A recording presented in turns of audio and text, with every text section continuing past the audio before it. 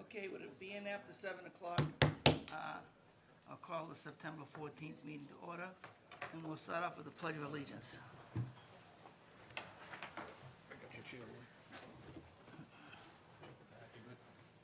I pledge allegiance to the flag of the United States of America and to the republic for which it stands, one nation, under God, indivisible, with liberty and justice for all.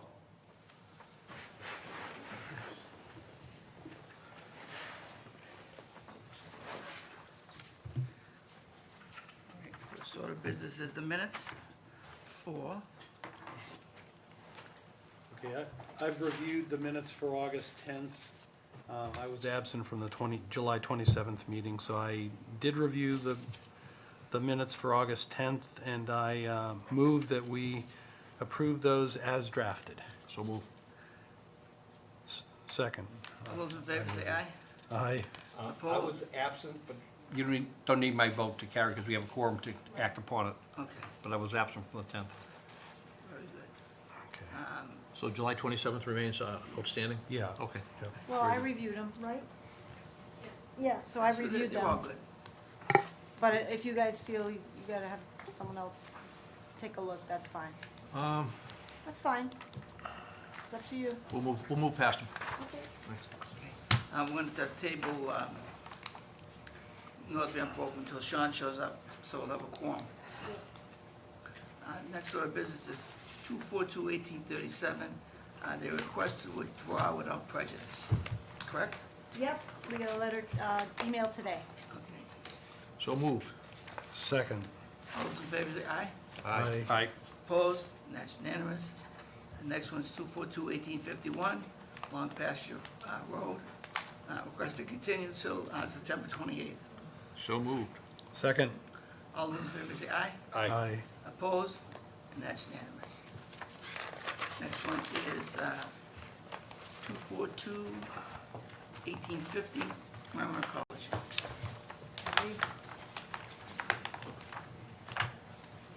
Alrighty, so, the commission will recall, this project involves, construction of a prefab metal athletic storage building behind the, athletic center at Merrimack College. It does respect the 50-foot no-build zone. It is coming with, its own stormwater management system, which was peer-reviewed and finally approved through the planning board process with Horsley Witten. So we have a set of revised plans and revised stormwater report that resulted from that. The planning board closed their hearing and issued an approval. I incorporated some of the suggestions from Horsley Witten into the draft order of conditions. And the commission also requested that Wetland Series 1 be evaluated for ISO land subject to flooding. VHB determined that it falls short of that. And then just, the commission kind of reiterated their observations in the first set of comments from Horsley Witten and asked that the applicant, take note of those and evaluate that. And that's been done. So I think that those were the outstanding issues. If you guys have any follow-up questions based on the revised plans, Joe? but otherwise. So my question was pertaining to the planning board approval before we acted upon it, because I know that the town, particularly the planning board, is taking great pains in giving a uniform look to the corridor along 114 and 125. But they have not changed the architectural styling of the building. This footprint is what is before us, and they've approved that. Yeah. Correct, yeah. Okay, I'm all set. Yeah, the stormwater review was the last open item on my list, and it looks like they've satisfied all the comments from Horsley Witten, so I have no further comment myself. Thanks. Al? I have no questions. No questions, sir? Okay, motion? Is there any abutters? I don't think so. Oh, I'm sorry, any butters to Merrimack College? None being said, entertain a motion? I move that we close 242-1850 and issue a decision within 21 days. Second. All those in favor say aye. Aye. Opposed, and that's unanimous. Great, thanks. So I have a draft decision, they'll vote on it tonight. Great. Thanks very much. Thank Appreciate it. you. We're gonna jump right back to the top. And, I think I have extra plans here. I know, I got like 3 or 4 sets. Yeah. Yeah, one of these. Well, you've got, or maybe you do. All right, so we're opening up 242-1787, 135 North Ramp Road. All right, let me just pull up No, the there's just 3 sheets. plan. Yeah. They're separate. Okay.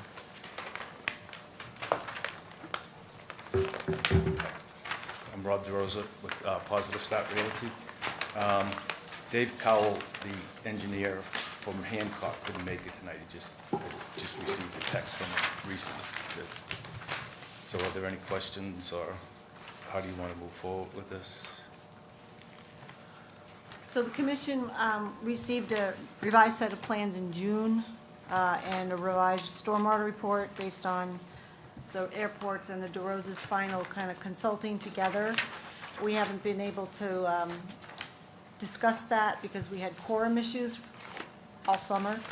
But the last conversation involves possibly engaging a third-party peer review for the stormwater because they are retaining stormwater structures. We weren't sure if they were going to do that with the final plan. And I know that at least 1, maybe 2 or 3 of you would want to visit the site again now that we have a plan in hand. So I think that's where we're at. I think the commission would take a formal vote to engage a third party, and I made some recommendations on what would be in that scope. But if you guys have other thoughts. Joe? So this has been a long time coming, so a lot of that commentary was driven by probably like just refreshing everybody's memory where we're at. I don't recall, but I think we stopped short of doing third-party review on the stormwater because we didn't know the appropriateness of doing infiltration. So I don't think we ever did do that. We didn't. So we were waiting for this what they- position in order to make that a valid, recommendation. Yeah, what they really wanted to The do. second thing that I had in my mind was a lack of clarity of what was currently the back access area from an operational perspective of what was going to remain gravel or unpaved material versus what was going to be paved. I think we've wrestled down and drilled down the question of the back peninsula, if you will, as being grass and being forever grass.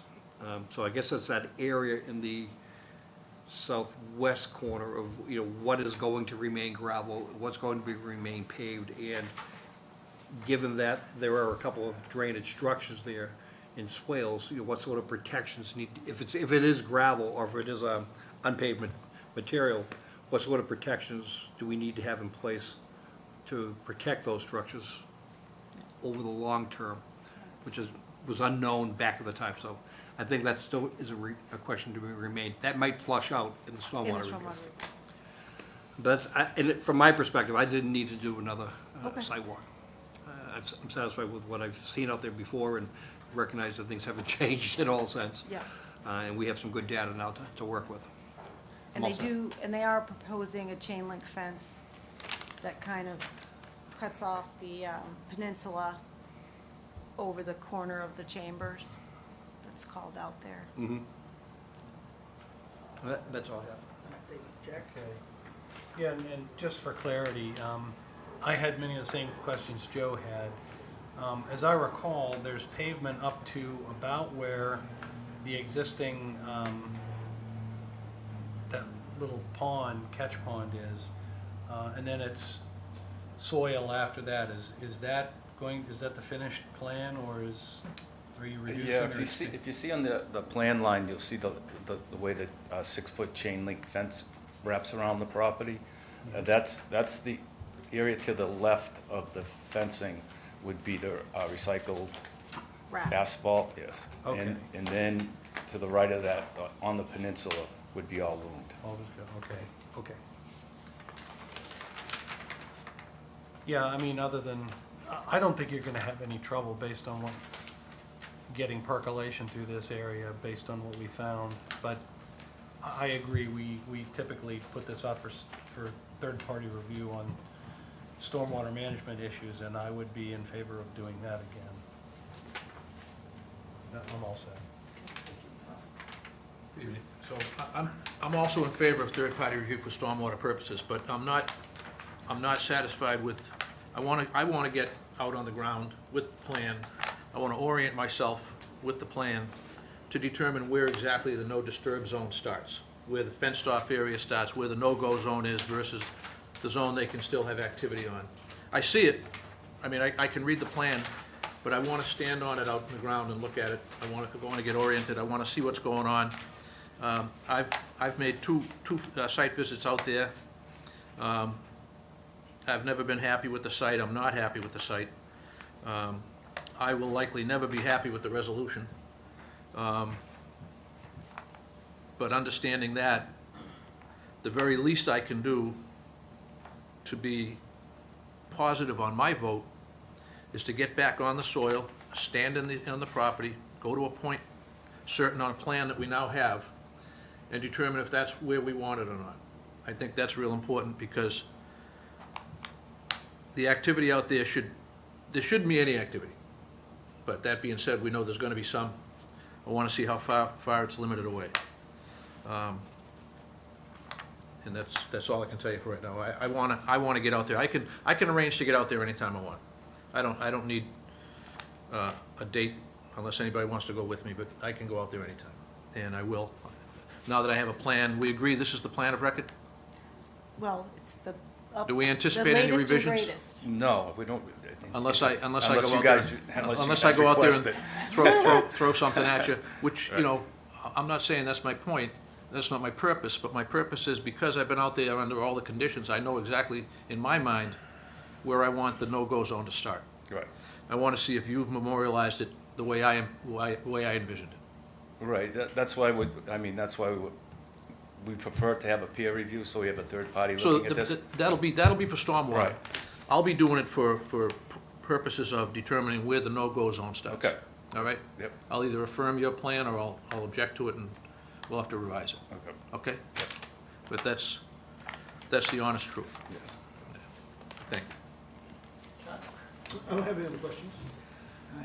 If I could circle back just on Al's point, so now hearing that to the left of the fence is going to be as is, operationally in mostly wrap, the concern would be that a deep sump double graded catch basin on or about the far left side of the plan, that being in wrap is not pavement. Wrap is going to be susceptible to getting things into it. So that some sort of protection of that basin is likely to be necessary. I'll defer to third-party review, but for the record, I want to say that needs to be protected and it's not shown as such. The other basin on the other side is out in the grass. We have no problem with that. I have no problem with that whatsoever. So if I look from that double graded inlet and catch basin to a manhole with no description of protection, to a distribution box to the infiltrator, we have nothing in the line of protection from getting those fines and silts getting down there and controlling them. And there needs to be, whether there's an apron or whether there's pavement, there's something around that needs to be done. And we don't see that here. Well, the conversation that went on this 3 months ago was the no disturb zone was gonna be loomed and seeded accordingly. That's what the offering was at the time, 2-3 months ago. The no disturb zone, the area that's gonna have no vehicles, no activity, no recycling, no nothing, was gonna be loamed and seeded, and with stormwater structures designed to protect it.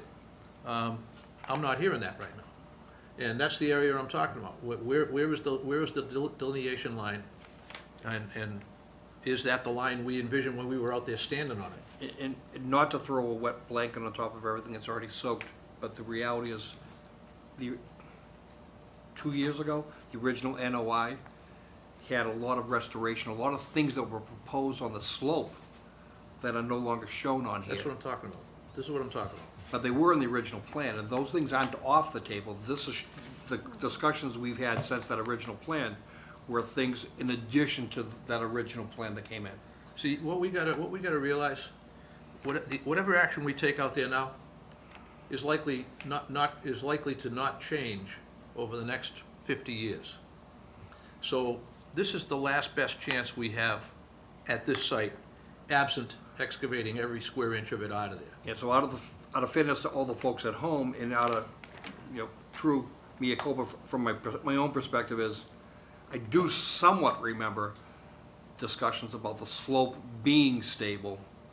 It was revegetating, but I think we left it open, and the original plan showed all of those things as things to protect the resource area on that slope down to it. Well, we have a detail on one of the sheets that says slope stabilization with soil and erosion control blankets. And I apologize, because I'm looking at this. So that's good. Sure, No, and maybe the I details are mean, there. The old but- submission, the NOI Right, submission that's still yep. part of this, had actually that Right. stated within the plan view. It Got may it. still all be there, it's just simply not shown Yeah, and stated as much here. The record drawing has to be complete, and we have to be satisfied that the record drawing reflects on the ground, the area is exactly where we want it to happen. And we can get that done in less than an hour if we go out there with what's now the record plan. And then we can give feedback to our administrator and to the applicant, and that feedback should be easy to understand. It's not gonna be reinventing the wheel. So, I mean, just to succinctly state it, so long as everything we originally talked about is still on the table and memorialized in the record, and Well- we get through stormwater review, and we agree, Well, first of With all, what's being- if it's not on the record, Joe, it'll be in the order of conditions, all right? Like I said, this is the last shot we have at this site, we're never gonna get another one. So either we take our best shot, or we're not doing our job. So we've got a slope stabilization plan notes on the view plan on the lower left-hand corner. Sheet number 1. Sheet number 1 of the plan view. So it's talking about Got it? removing any old erosion controls, all areas of slope exhibiting less than 80% uniform vegetative cover will be top dressed with a minimum of 4-inch thick uniform layer of clean organic ridge topsoil and screening loam subject to application of stabilization seed. that's a great note. Where does it apply to? Nowhere in the plan does it say where Yeah, that note understood. applies. Understood. Is it the whole slope? I think it does. And maybe if that's the case, if we think that's adequate, then we need to say either in our decision or have it shown on the plan that it applies to all of the slopes. The original conversation about, the conversations of the slope with DEP in the past has been, if the area has vegetation, they would prefer not to disturb it and cause, because the slopes have been stable for the last 10 years. It's up in the upper area where there's gonna be a berm that's gonna be put around the whole site to control stormwater runoff, that's the area that will use a lot of the stabilization, filter fabrics, if any type of fabrics that we need to stabilize the slopes. But the majority of the slopes right now are stable. So that's where I remember the conversation being a couple, Right. a long time ago, a Right. couple years-ish. There were some areas of the slope that we didn't want anything on the steep slope, anything mechanized happening down there. Leave it alone. Right. But there was stabilization that needed to be done. There were some areas that were still sliding, some areas that had not vegetated. Right. So there are areas where there are things that need to be done, and there are other things at the top of the slope, like you just said, that, where the berm is going to be, that also need that attention. Right. And I think this note may be all-encompassing, but it's not clear to me, therefore not clear to the record, of where does this apply? And I think there were areas, my recollection is up here, in the steeper area where that little peninsula of wetland comes in, and I think it was down in this area here. But that's just 2 years' worth of recollection. There was a plan submitted that was colorized that would give a rough estimate of where the loom, yeah, it's a long time ago, it's probably over a year and a half, where the new loom area would be, and a rough idea of where it would have to go down on the side slopes. And I'm not trying to beat a dead horse, but that's exactly my point here is, if that plan is still valid, it needs to be part of this. I'm asking for the same thing. Yeah, I just wanna know what's going where, I wanna stand on the site, look at it, orient myself, and then next meeting, I'll be comfortable voting on it. right. There'll be a lot of adjustments made in the field, but I'll have them take a look at that We plan can, and see then it. we can reflect Right, those in the order of conditions, it'll be simple. Right, We'll both accomplish the same thing, right. but I'll know more about what I'm voting on than I just feel like I'm looking at it and I don't recognize it. Because you'll see there's an existing siltation fence control that's been out there, I don't know, at least 10, 15 time. years. And that's, no work will be done below that, and a lot of the work above that wouldn't even have to be done. That's gonna be an easy spot for you Well, guys that's to the come key up. thing, I wanna find out where the stop work line is. Yeah, Because there's a no-go line that we talked about and we envision. I wanna see where it is exactly, so that no-go line can be memorialized without any error. right, Somebody with a D9 is not gonna make a mistake out there. okay. None of a D9 out there. Yeah, I don't want a D9 on You do that not want a slope. D9 out there. Not on that slope. You guys, you laugh, okay? But this has happened to us before, okay? We didn't spell it out. We left it up to the discretion of a machine operator, and it took us 20 years to fix it. Yeah, We gotta make it clear. North Andover States. We just have to make it clear. That's all I can say. I don't wanna spend the night. I think you understand. Right. I just wanna get it done right. That's all. I think the good news is, I think we're damn close. We're close. Yeah, I think we're real close. So I'll get all these drawings, I'll go out there, anybody who wants to meet me out there, we'll go out, we'll look at it, we'll talk about it, and, bring a can of orange paint and spray it, Okay, and I'll know where you're going. okay. So could you get all the stuff we need for the next meeting? What's that? Well, the next We have- meeting, we won't have a quorum because Jack won't be here, and I have to engage a third party to do the stormwater. We're not gonna get All that right, so done we in know 2 we're looking weeks. 4 weeks out, Okay. that's fine. All right, so This has been going on for 3 years, We're patient. a couple more weeks isn't gonna change anything. In fact, this has been going on for more like 30 years, actually. So if you look at the DEP files, I know. the record of DEP's lack of action, that goes back 30 years. So we can do it in 4 weeks. Okay. So I'd like for the commission to formally vote to engage a third-party peer review, and I recommend that the third party visit the site. I would assume they'd want to, but I think we should make sure that they do. And then attend at least one Concom meeting if needed. So this is a little out of the ordinary, but we've already engaged third party, we've already gotten to a lot of the other stuff to get us to the point we're at. I think what I'm looking for is strictly the stormwater review. Stormwater. I'm looking for anything else beyond that. That's right. That's the only thing that's left open. We've done I think Right. we've done everything else. But on the site walk, you'll want Hancock there to explain. Hancock or you, as long as we're standing up there with the record drawing. Okay, I won't beat you up, I swear. yeah. I just wanna know exactly where our no-go zone is. I wanna know where the no-disturb zone starts, and where there's gonna be machinery operating and where there's not gonna be machinery. That's, I'm just looking for a clear delineation on it. Okay, And then reflected on the record drawing, so that it's just clear. okay, perfect. Because too many mistakes happen on these things. And that we can prevent real easy. So, and I'll make myself available any afternoon. I can be available any afternoon after 3. Okay, great. So you guys pick a day and let me know, and I'll be there. Okay. all right, so we're gonna continue this for a month. Yeah, with a vote to engage. So moved. You want to vote on that? Yeah, What's the motion? motion to continue for a month. No, No. motion for Third third party party review. review. Third-party review. So moved. Second that motion. All those in favor say aye. Aye. Aye. Opposed, and that's unanimous. Okay. Motion- One recusal, right? Yep. One recusal, me. And then, Motion to continue for 4 weeks. right, to our first meeting in October. So I don't moved. know the date. Second. Okay, I don't Favor know say the aye. date. Aye. Aye. okay, thank you. One recusal. Thank you. Thank you. Mr. Urena, I just want to, on behalf of the commission, thank you for your service. Thank you very much. I greatly appreciate it. Mike Miller, former Airport Commission, sends his regards, apologizes that he missed the quorums and could not give his greetings on his way out. He's now joining the state airport division. So thank you very much. Looking forward to working with you all. Good to see you. Thank you, take care.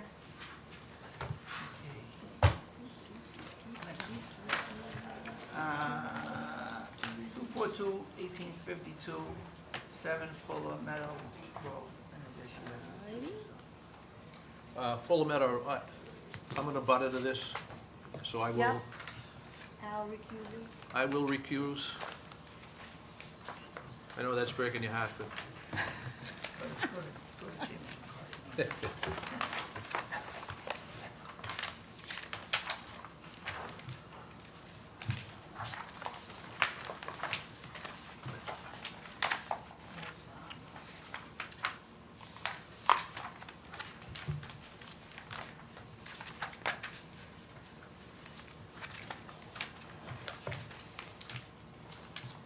All right, Amy, whenever you're ready. It's over here for you guys.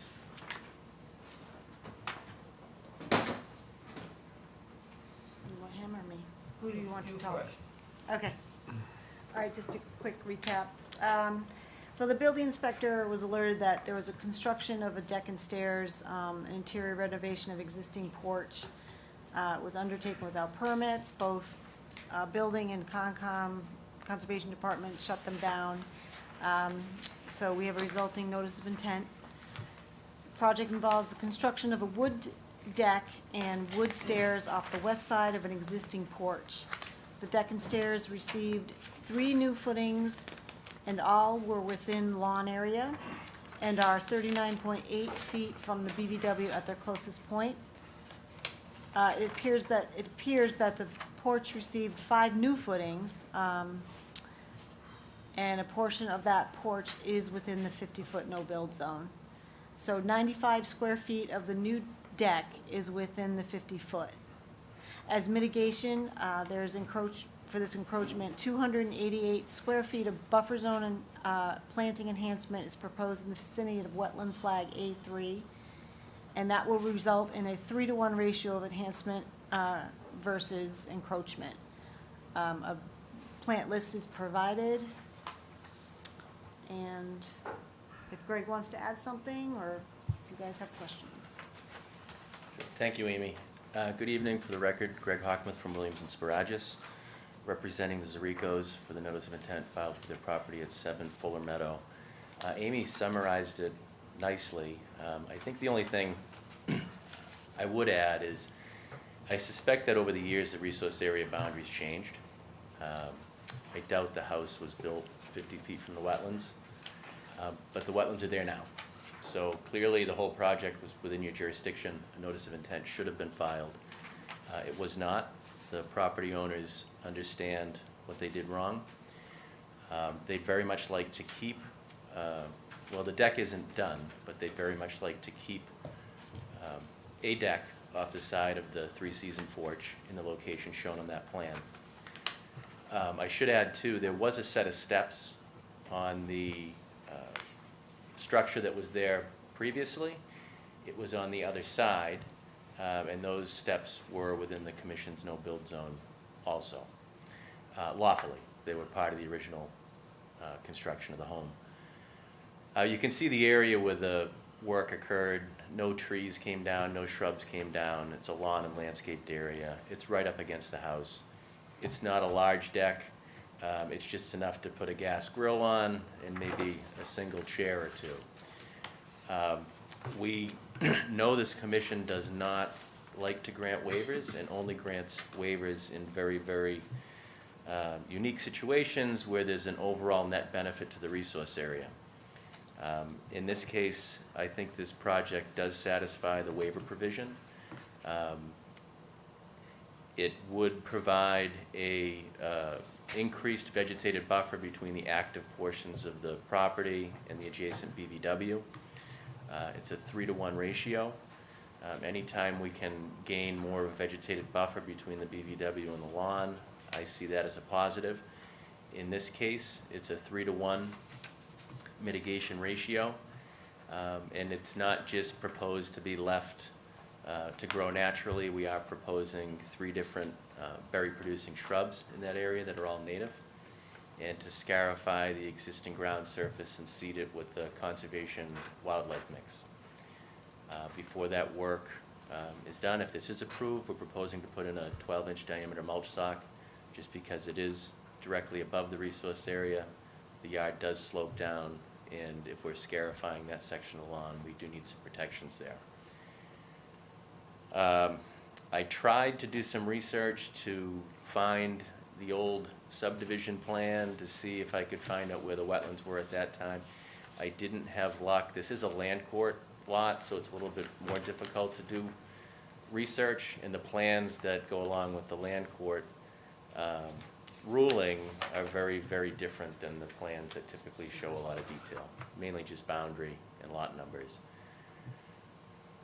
So right now I do have no evidence that the line was different than what's shown here, but I suspect it was, and we're still trying to do that research.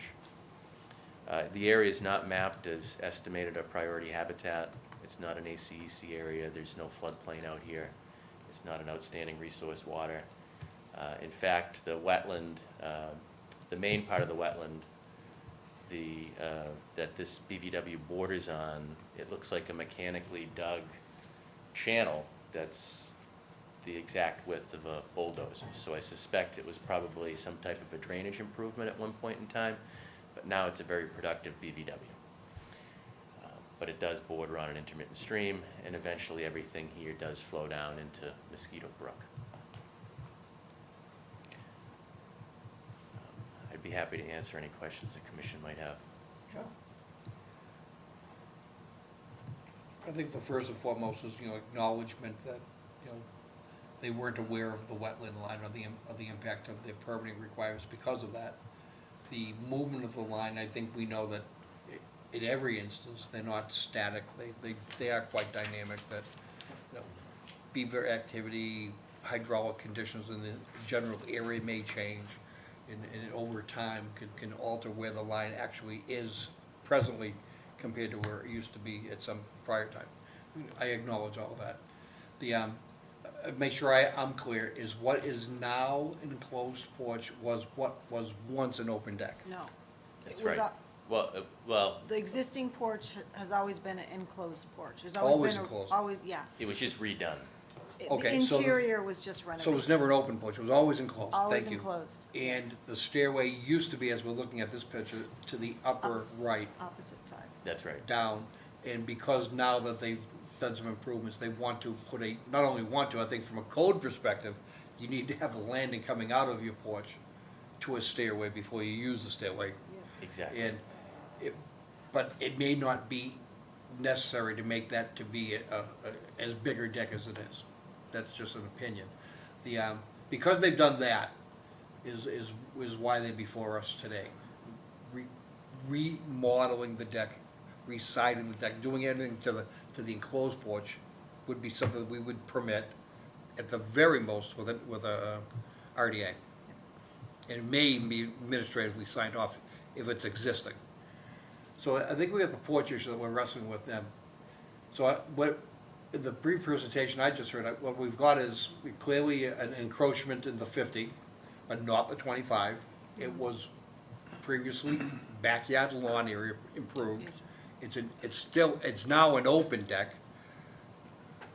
Really not too much different than a lawn, in my opinion, from a stormwater perspective. But clearly the use could be more intensive, but it's more intensive elevated and not down on the ground. So if what I'm hearing is, and I think I just did hear, is that in exchange for that encroachment and a waiver, that you're proposing buffer zone enhancements, things that we don't currently have. Correct. And if we can, in my opinion, if we're able to protect things along the resource area and protect them in a very definitive way, in a very aggressive way, we're getting a hell of a lot, we potentially can get a lot more benefit from that than we can from a use of an elevated deck. Is that what I'm hearing, the case being made? Yes, and the area we selected was the area of lawn that's closest to the BVW. It just made sense to add some added protection in that location, because right now I think it's about 5 feet from the edge of lawn to the BVW. Okay, so, just trying to get this thing, so right now, you know, we don't grant waivers, Correct. it's an error. We get some enhancement, not necessarily a bad thing, from my perspective. It's adjacent to the resource area, but still within the 25. What is the likelihood, just for discussion from this first chair sitting here right now, to take that enhanced area and move it up to the 25? Get all the 25 back and truly make it no disturbance and enhanced. Are we getting anything from that? Because if we get all that back, I have no problem with the deck. And that's the question I ask, but I'm kind of, you can chew on that while my colleagues ask other questions.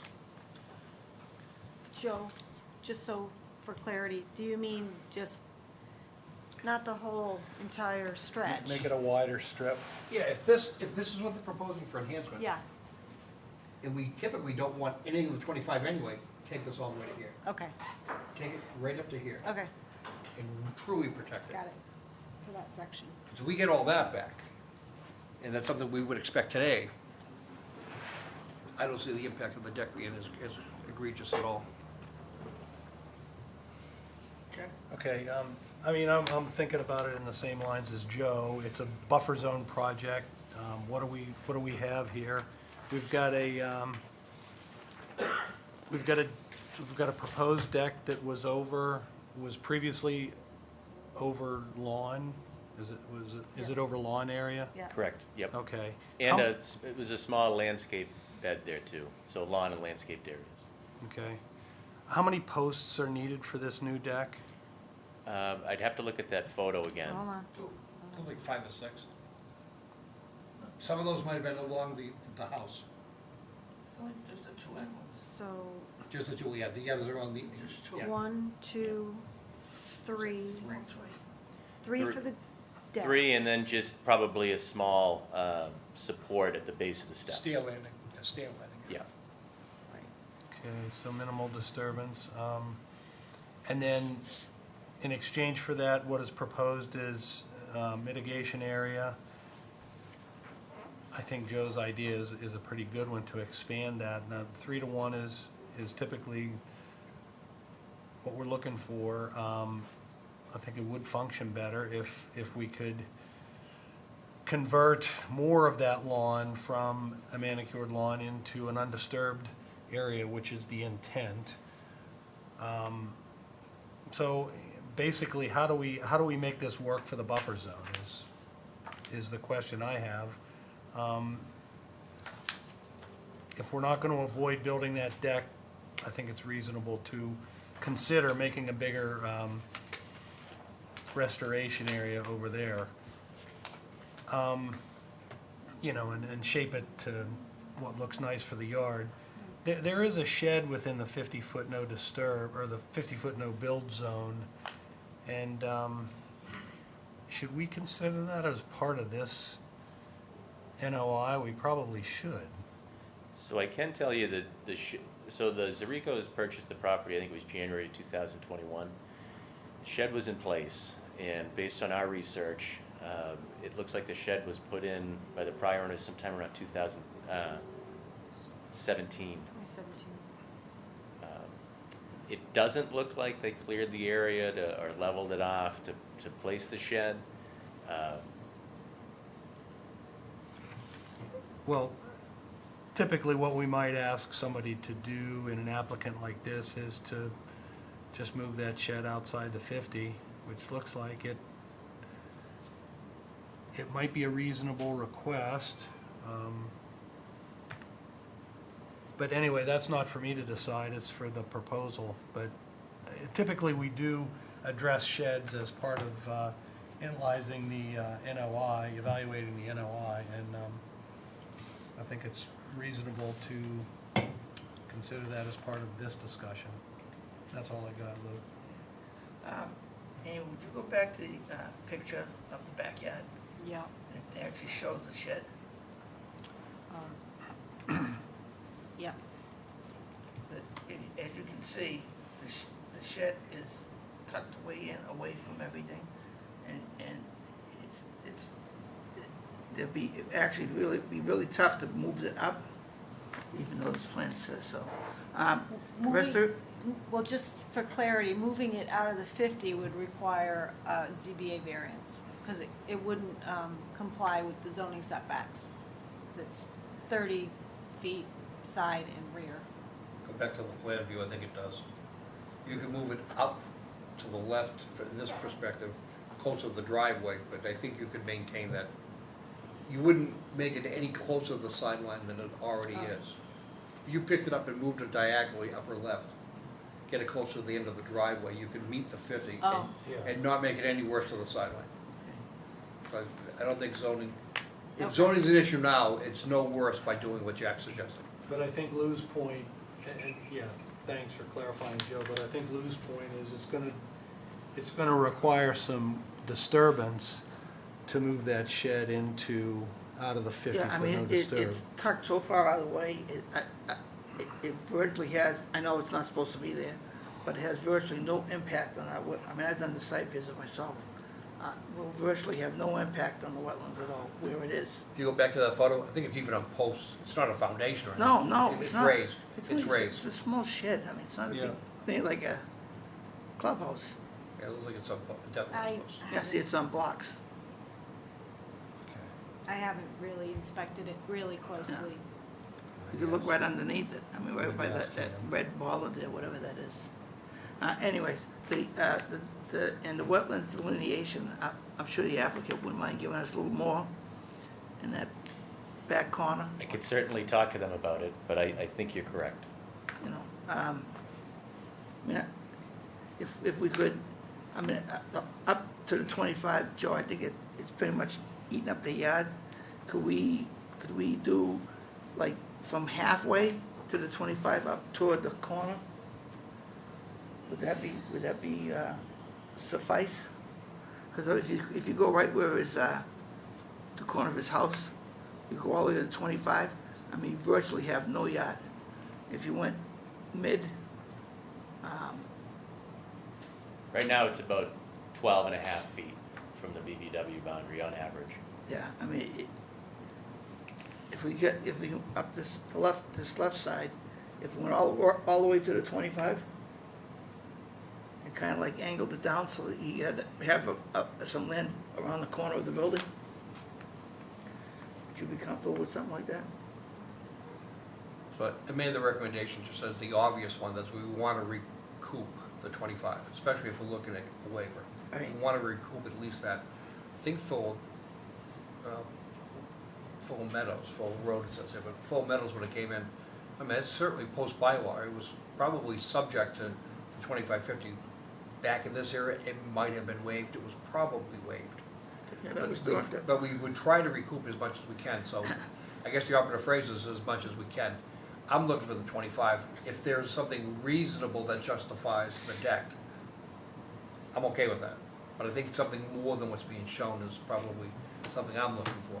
Yeah, What 'cause- might be an attractive way to do this is, you see where it says edge of woods up there, and it's got the tree line that goes up to the 25? I do.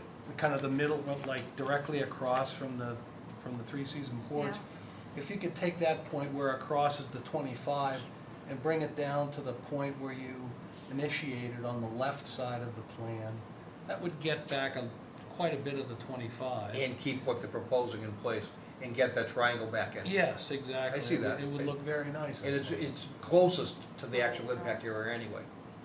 You'd makes probably sense. end up around 10-to-1 mitigation ratio or more.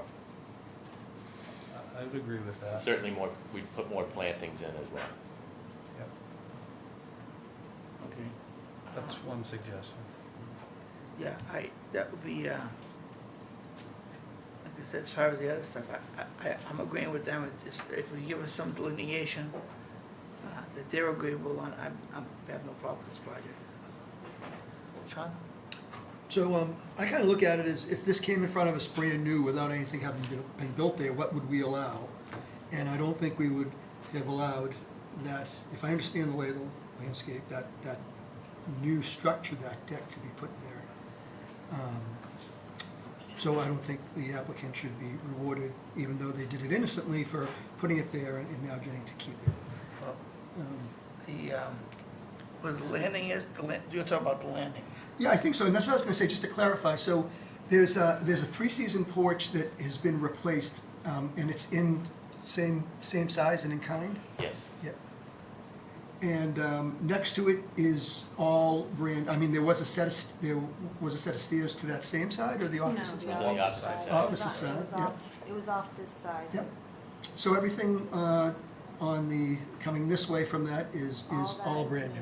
It's all brand new. Yes. Right, and that's where I'm saying I don't think that would have been allowed by this commission if this was brought in front of us before it had been built.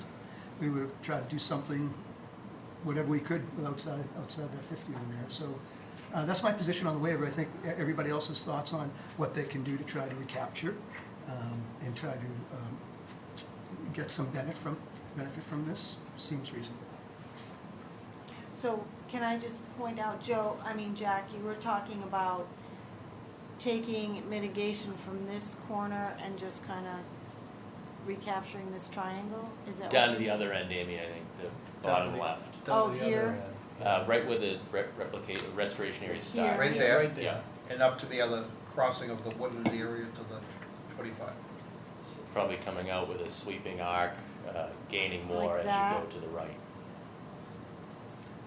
You see where the edge Jack, of we the were woods? point, Yeah, I'll just. because I think I know what Sorry, you mean, 'cause I but don't know I'm what not you're hearing it talking yet. From here, Oh, That's what I thought. oh, That's what I thought. okay. Right here, and then just going, And I know, it's very difficult to get a waiver.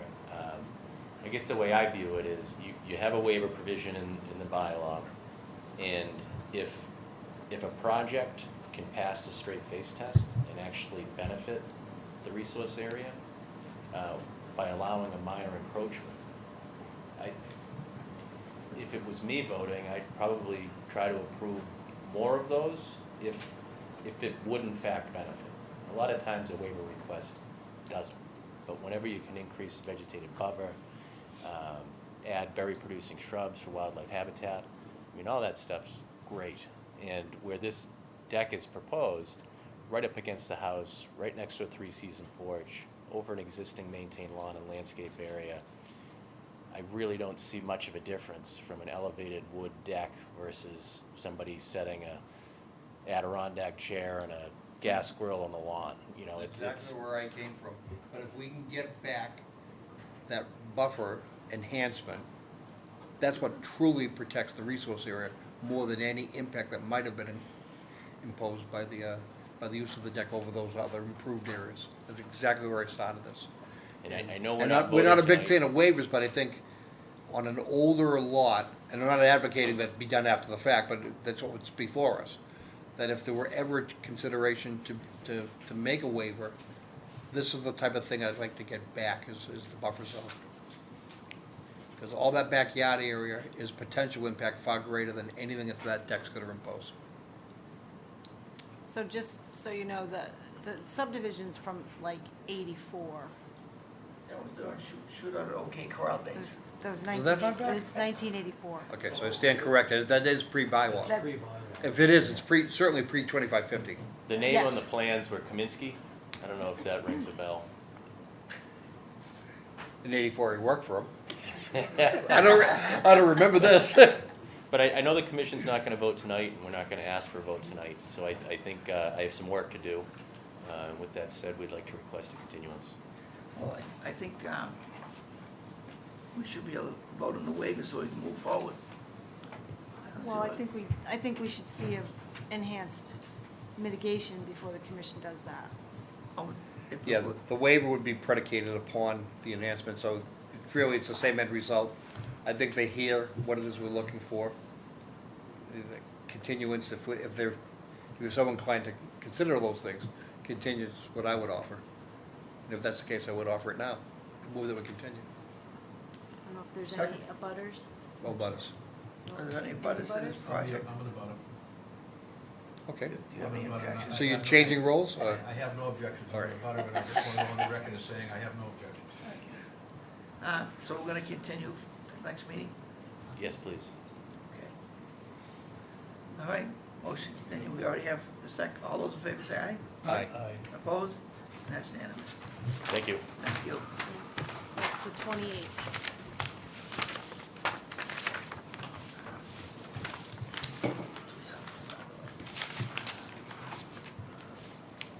All right, let's see where we are.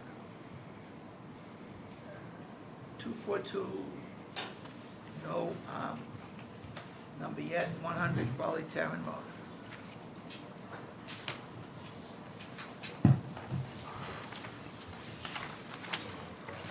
And Ben, if due to the length that we spent already and the length of the agenda, if we could just open this, is this approval one shot? I haven't seen the I don't recommendation. know, we gotta kind of go through it. It's, Similar problem. it's a pretty simple project. I'd like to Okay. just, I think it can be quick. Okay. All right, Amy, once you, Okay, so, proposal is to convert an existing 3-season porch on the northwest side of the house to a 4-season room, and to convert the existing deck to a 3-season porch, covered porch. Footprint of these structures will not expand. New footings that are diamond pier will be installed under each of these structures to provide additional support. Gutters and downspouts will be installed to direct runoff to new dry wells, flow well specs provided. Well over half of the existing house is already in the 50-foot no-build zone. And the work proposed is also, but within the footprint of existing structures. All the proposed work is within existing lawn for the proposed dry wells. Soil material excavated from the footing. The narrative said it will be lost by distributing it under the areas beneath the structures. I visited the site and adjusted a couple of the flags, found some yard waste areas that are in the wetland that need removal. There's some mulching, right up against the wetland, in terms of landscape beds. There's a wood pile that was moved and will be moved back once this work is done. It was under the deck. There is a double-leader maple tree next to A3. I thought it prudent to add it to the plan because it's rotted at the base and 1 leader's leaning towards the yard. I think the applicants don't believe that it's going to endanger the house, but I just felt I'd call it out. thank you. Let's see, I don't think we have the DEP file number yet. No, We don't have a DEP file number yet, Joe? so. Just come back to me at the end of this, if Okay, you don't Jack. mind. Yeah, this actually looks like a pretty decent project to me. I know the house, I know the wetland, and your comment, Amy, about the dumping areas, this wetland takes a beating. It runs right along, it's a beautiful wetland. It Yeah, runs right it's alongside pretty Raleigh cool. Tavern Lane. And they've dumped, not this family, but others have dumped trees in there, and we've had to have them taken out and all. So it takes a beating. The yard waste should be removed, as you've recommended.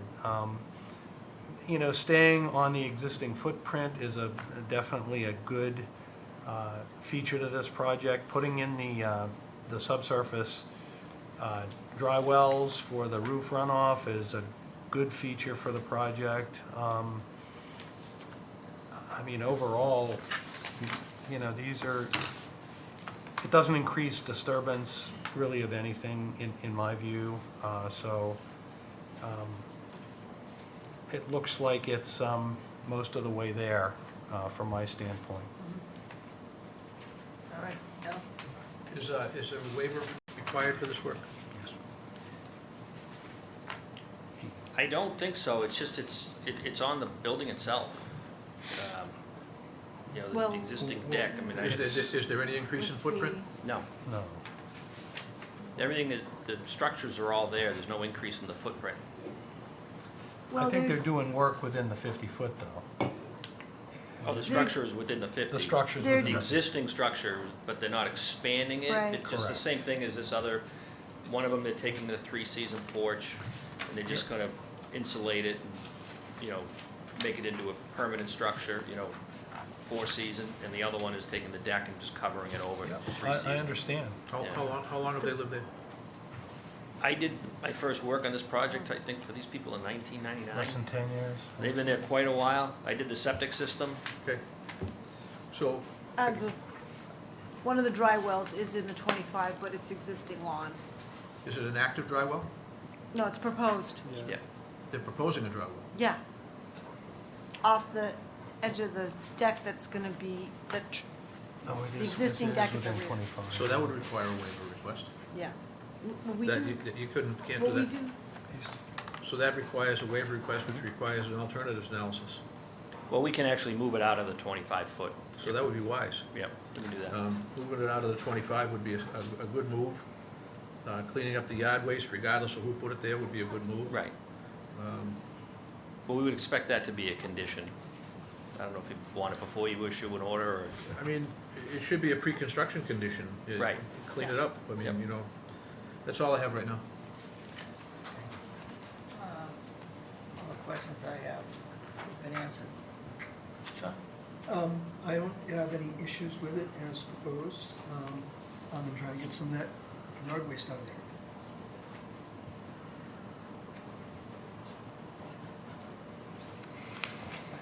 So we don't have enough anyway, so we need a motion to continue. So from the commission, what I understand, Ben, is they want the dry well moved? yep, Is it both of them or just the one? just right? one of them's, just one of them. Okay. I'm just trying to. One of them's right on the edge of the 25. So what we're looking for is the yard waste removal and the dry well excavation. The other question is material stuff, what year after, I can't see it now. Okay, that's all we need, so we need to continue with the DEP number. Is there any erosion I control? did a buy on the pass. Do you mind, let me come back to me on Sure, that? I'm sorry, that's right. I'd be real reluctant to just give up the waiver request in order to move it out of the 25, when the reality is, there's a benefit to it being proposed where it is, even if it's in disturbed area. When you go to build all this stuff, you're gonna disturb it anyway. To put the dry well in the right location prevents any short circuiting back to your perimeter drain, your foundation drain, things that may already have direct discharges to the wetland. I mean, let's take advantage of capturing the roof runoff from this new enclosed porch and get it into a reasonable dry well where it's controlled before it discharges. Moving it close to the house, I think, may have a negative impact to what we're looking to do. It's gonna get into the perimeter drain, which is likely piped right to the back wetland. So I don't think we're accomplishing anything, let alone maybe even promoting an opportunity for flooding in the people's cellar. So I think that I would welcome the waiver request.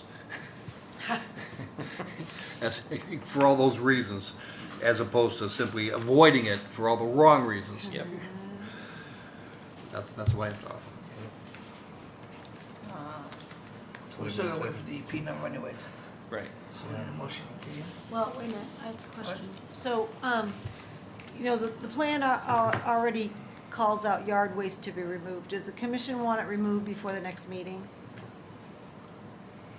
Instead of waiting around, because who knows how long they get to this project? They could sit on it for a couple of years and then Oh, the they're yard ready to waste go. could. They're ready to go. No, I get it. They're gonna sit Yeah, on it for a people couple of years. say that all the time. Getting it out of there but- doesn't get any drier than it is right now. This is Well, probably right, the time to get it so- done. So, I mean, does it make sense to, say, do it now Well, and have it done by the time we see you again on the 28th? Project or no project, we want it out, right? Right, So, that's right. so why not have it moved now? So I guess I will tell them you want it removed, if possible, by the next meeting. But definitely, you're not gonna allow work to start before it's, you know, So, Or it's not, you know, we have it has to be- options, you know. and we the only we- problem is we need you call a enforcement. landscaper. We could issue an enforcement order, Ben, we don't. I know, Only I way know. to do that. Yeah. The only legit problem way is, to do it. we might be continuing till January by the time they get somebody to come out there and clean it up. I mean, everybody is so busy right now, you know, it's just, and I don't think it'll be January, but If it may cause us to go out into November. You wave enough money at somebody, they'll show up. Not always true. Ben, I was gonna make it a Always got my pre-construction condition, but I guess that would be determined on when they intend to start construction. If they're gonna permit the lot, or permit the work and then take no action, that defeats that purpose. Well, the thing is, anything can happen between issuing the permit. I mean, someone could lose a job. I mean, things happen. Just because they think they're ready to go now doesn't mean that they'll actually go through. If we have a violation, we should. Is this I think handwork we or is should- this mechanized No, work? it's pretty big. Well, That would all be, you would have to all do it by hand. You couldn't I get a mean, well, machine in there. It sits Yeah, down I too mean, I close don't- to the wetlands. I mean, I don't know, you know, you never know what the homeowner's All right, abilities so why are don't we to do do it this something way? like that by hand. we'd like to get it removed now. Yep. We continue for 2 weeks. Yep, I would strongly suggest that it's gone within the next 2 weeks. yep, I understand. Is that a good way of saying it? I, loud and clear. Is that- All right. That's an undocumented friendly enforcement order? Is that what I just heard? So we're going to eliminate the bureaucracy. All right, so we need a motion to continue. Any abutters? Are there any buts to this project? Well, you have, I guess not. Okay, just better check. Yes. okay, need a motion to continue? Second. All those in favor say aye. Aye. Aye. Opposed? And that's unanimous. Thank you. Thank you. Thanks. Let's see. That's really 10 minutes. The next one we need is, another no number, 242 40 Candlestick Road.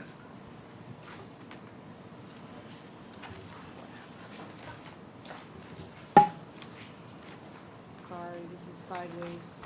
I have no way of flipping it.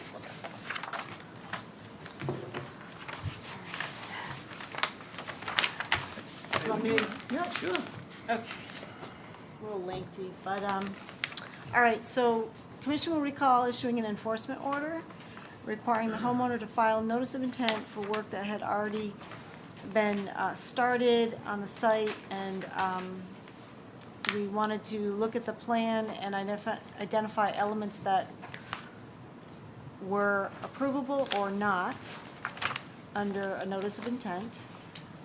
Commission will recall that the house was built, and a section of the 50-foot no-build was waived down to 32 feet. So I provided you a copy of the as-built plan just to give you reference. The following after-the-fact work within the 25 includes maintaining the stone that is piled on top of the existing rock retaining wall. This rock retaining wall was built in 1995, and it seems that the toe of this rock wall is stable and has not moved since. Following after-the-fact work within the 50 includes a rear patio access walkway that was first constructed in 2001 and framed by pressure-treated wood. So the homeowner switched out the PT wood with stone block. And they're asking to keep these features and reinstall walkway just wide enough to accommodate a wheelbarrow. And the remaining areas will receive chip stone for pervious surface. Reinstall existing staircase at the back porch. There are several sections of patio on the north side of the house, a majority of which are outside of the 50. And the homeowner is requesting after-the-fact permitting for these. And they are going to remove 54 square foot of patio in one corner. There are 2 sheds in the 50. The smaller shed will be eliminated entirely, and the large shed will be relocated to an area outside the 50.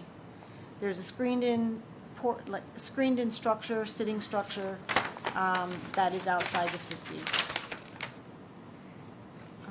After-the-fact permitting is requested for raised veggie garden beds and foundation planters, most of which are located outside of the 50. There's a northern section within the 50 and one small section within the 25 that will be removed. After-the-fact permitting is requested for the block retaining wall and granite steps that runs along the north side of the house and connects the back to the front. New work proposed entails 2 raised planter boxes that are also within the 50 and 4 granite steps and associated side block retaining walls to accommodate access to the north central part of the property. Waiver request has been provided, and the consultant provided an in-depth discussion in her narrative for the waiver. And they are proposing 1,165 square feet of mitigation within the 25 where areas are, scarce in vegetation. And Julie Von Drack, wetland consultant's here to answer any of your questions or fill in gaps where I missed. Good evening, Julie Von Drack on behalf of the applicants, Richard and Angela Mather. Amy did go over kind of a good summary. I have a very detailed narrative for you to go through. So we have a lot of existing conditions that do not meet current bylaw regulations. As Amy presented, the house was built in 1995, did not meet 25 and 50 at that time. As-built plan is on record file, which we submitted that also as part of the application. So given the house was built within those no disturbance zones, over the years, the clients have just pretty much done landscaping improvements, accessory landscaping improvements to the house. These are the original homeowners from 1995. They were aware there's wetland resources out back. There is that vertical retaining wall that runs all along the back of the property. It's about several feet high. So pretty much all work's been done upgrading of that. And it was always their understanding that was the limit of work. They were completely unaware of the specifics of the bylaw regulations. So it was not any work they've done. Basically they did it unknowingly. Going through each of them, like Amy mentioned, things that are within the 25 or 50 and that don't meet bylaw regulations is construction of a patio behind the house. There was the existing porch, screened-in porch, that was there back in 1995. And just back early in 2000, they just kind of had that area back there to provide access from the bulkhead to their house to the front of the house. They received an enforcement order in the spring while they were doing some reconstruction of that patio. It was disassembled, the pressure-treated barrier was removed, and just a stone block barrier. And I do have very specific pictures which kind of give a really good idea of what it looks like out there. Also, just working with the applicant, we went through carefully with them the regulations, what's required. We did take a lot of time to try to put a plan together that would address conforming to our regulations without removing the complete use or access and safety access of their property. So some of the mitigation measures we propose is the applicants were willing to remove their sheds outside of the 50. One's going to be moved inside of, they have a large vegetable garden area out there. They're very avid gardeners. The yard is absolutely beautiful. So they do have nice maintained property out here. So we are going to propose to remove 2 of the sheds. There is a little paved patio around those sheds. They're willing to remove that area also. We are there's a little corner. A lot of these raised planters, as they're listed on the plans, again, avid gardeners. They have an amazing calla lily garden like I've never seen before.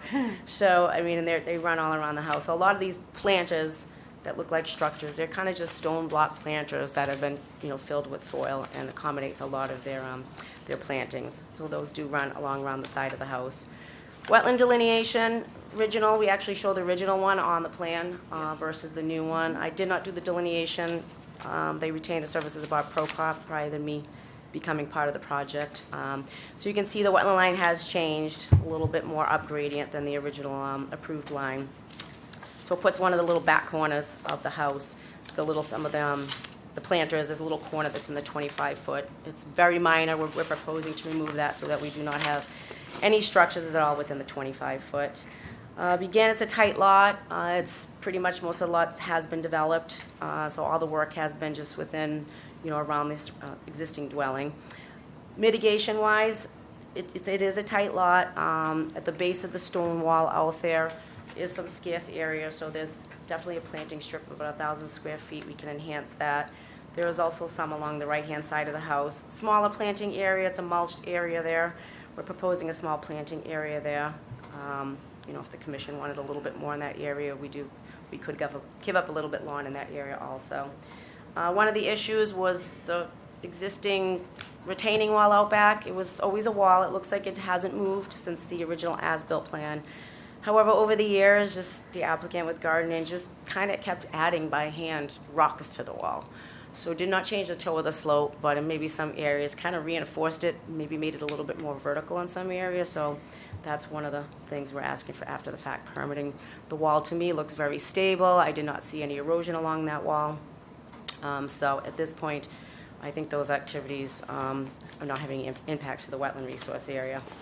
Again, going through, since we do have impervious area within the 50-foot, working with the applicant, his patio out back is under construction. There is no paver blocks on it now. So we did work to try to come up with a plan to reduce at least some of that impervious area. And we are just kind of showing just a pathway to allow wheelbarrow access. They have a lot of stuff in the basement that they need to, you know, bring to the front of the house. So just for safety access, we are kind of just proposing paver blocks, walkway, little narrow strip that goes around the back of that house. And the rest of the surrounding area will be with like a chip stone. It's just kind of an impervious stone, just to kind of provide some more pervious service. I mean, it's pervious materials in that area. New work we're actually proposing just to kind of keep the flow of the project because it is kind of under construction.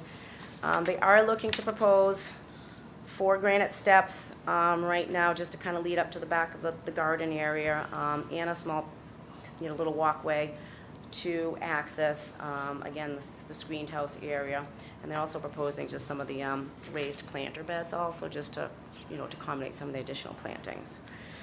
So like I said, definitely look at kind of the pictures. There's a lot of little details of, you know, what's existing, what does not conform. We tried to come up with a plan that, you know, enhanced the resource areas, you know, removed some of the structures that would normally not be allowed within the 50-foot no-build zone, tried to reduce some of the impervious area associated with the back porchway, and again, just put together a mitigation plan for plantings for some more enhancement along the back.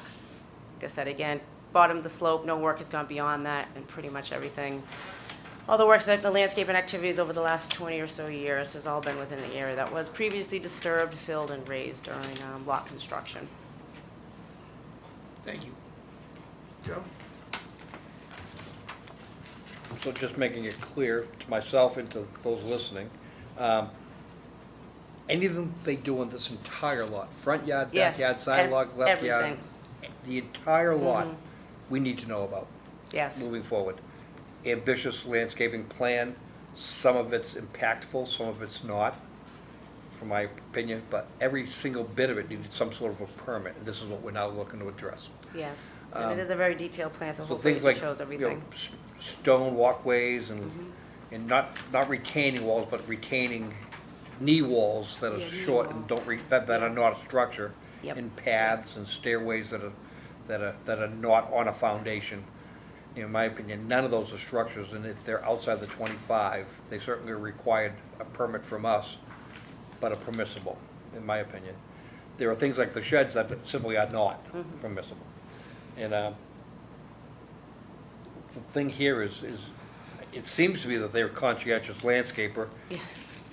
You're looking- because they've you're been looking at very it right lucky. here. They've been very lucky to not cause impacts that are great. Now, Yes. maybe that's because the back slope is so abrupt and so steep that it's clearly a line not to be crossed. And they are very environmental sound. They knew that was the don't go beyond line.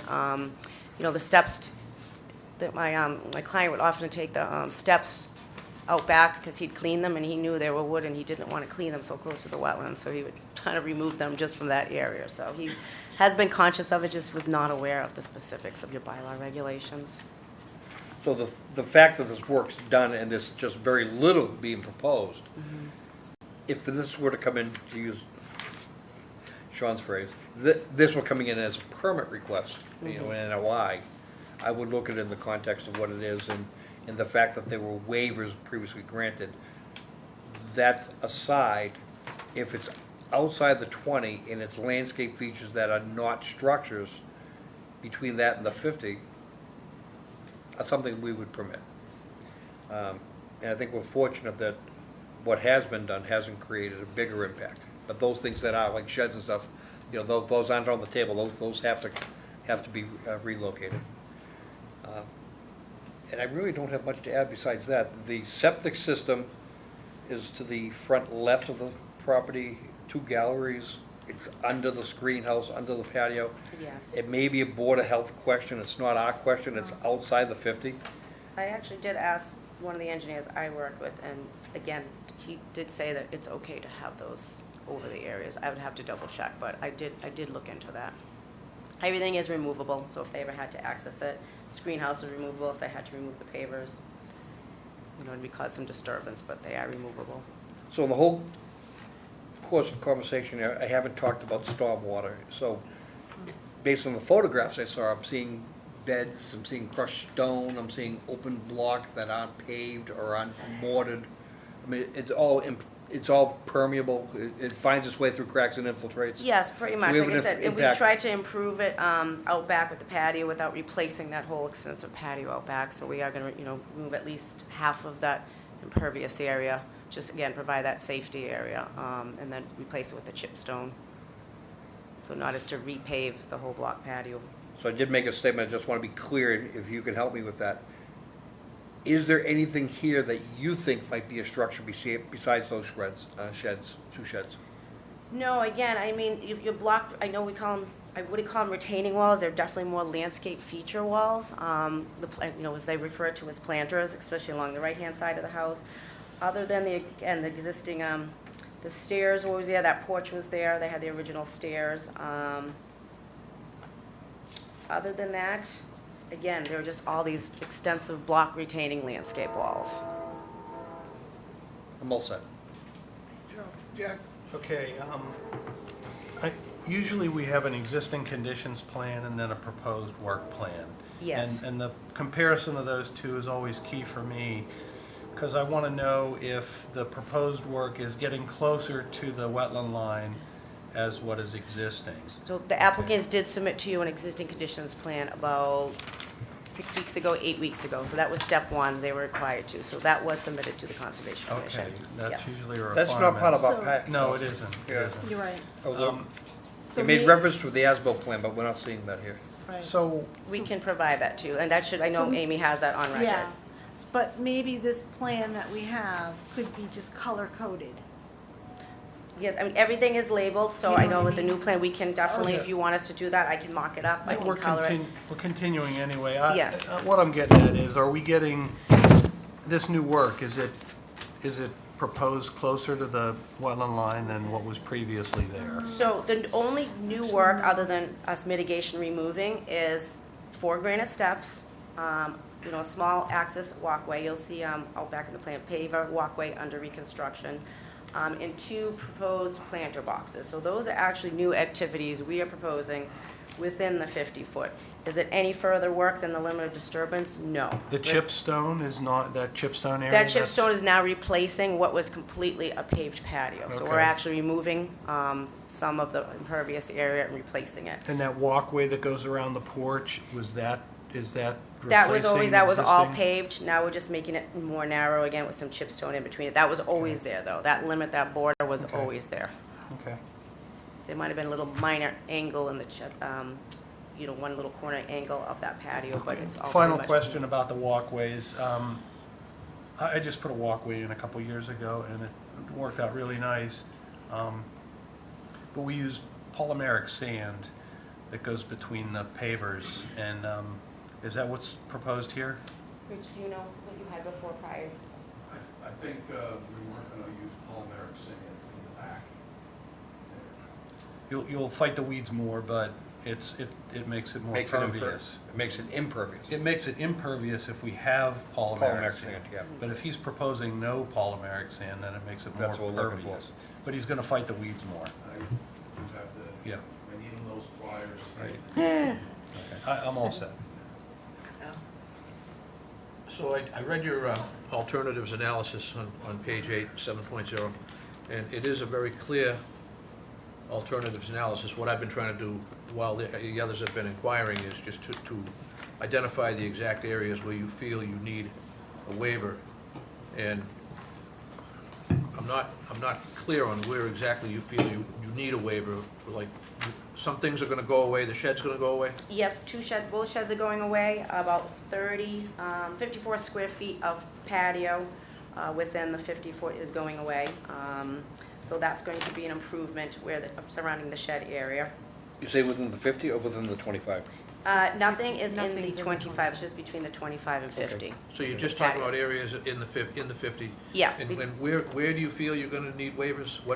What is not going away that you're gonna need a waiver for? So basically just, the patio areas, the paved patio areas. That's it? Yep, That's- pretty much, yeah, right. that's the area. And again, depending on how you look at these proposed planter beds, if you're looking at them as structures, they're not walls, but, they are, block structures, so. Okay. And basically, it's mostly the additional patio area that we're requesting, the 4 granite steps. And then just everything is kind of after the fact permitting of work within, within, between the 25 and So 50. the after-the-fact stuff I get, Okay. but I'm just, so at the end of the day, you're not that far away. We're not that far away. We've kind of proposed to take away, and the only thing we're really proposing is the 4 granite steps and that additional walkway, little paved walkway. And is this your final plan, or you're gonna revise and resubmit? Unless you have any recommendations. But Yeah. right now, this is their kind of final landscape plan that Okay. we'd like to propose. Aside from maybe color coding things, Yeah. like. No, I'm just looking for absolute hard Yeah. structures or hard things that might have to Yeah. move. Oh, yeah, Yo, yeah, yeah, yeah. Yep, at I this can- point, I don't think there's anything proposed. I can rely upon this plan. Yes, you can rely upon this plan. Okay, all right, thank you. I'm all set, Mr. Chairman. Boy, nothing like using every inch of your property. Yes, Do you ever have to cut grass? It doesn't look like it. not much. Right-hand corner, that's It's an been fun. alternative to grass. It's, Yeah.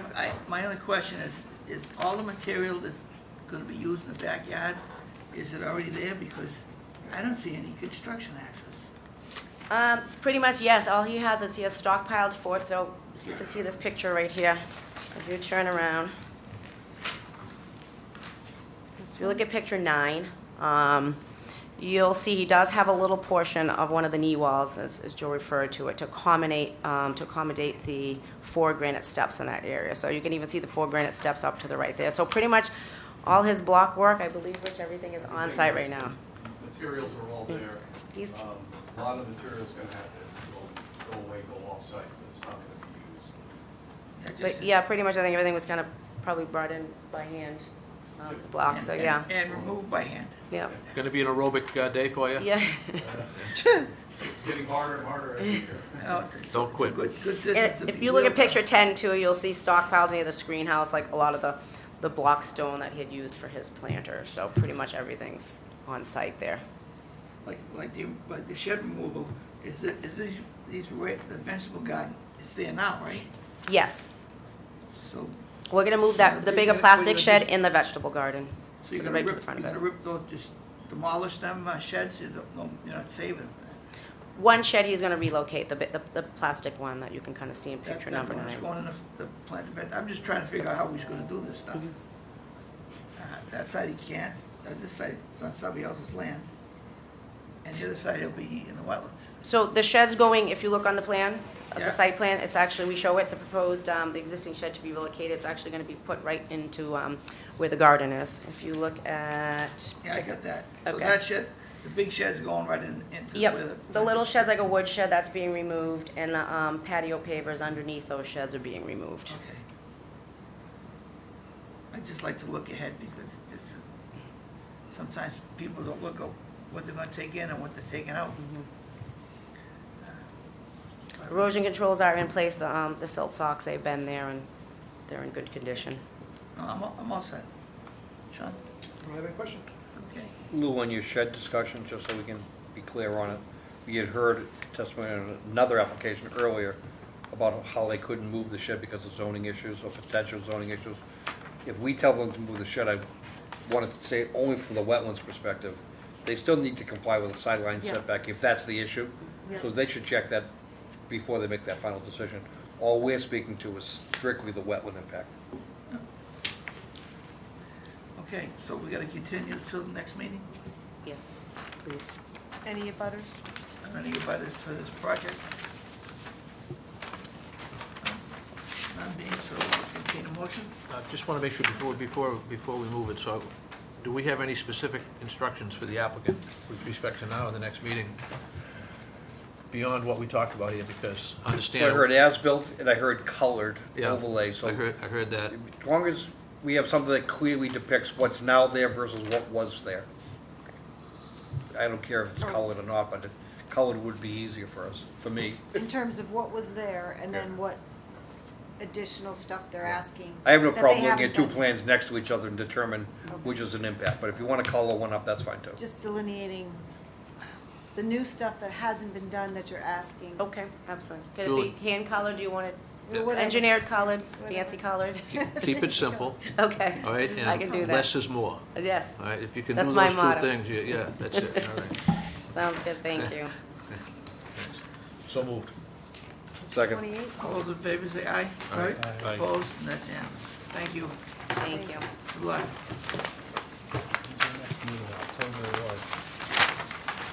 Right, Next good one. question. Now we're moving on to RDAs. 12 or something. 1403-1404, Basswood Circle.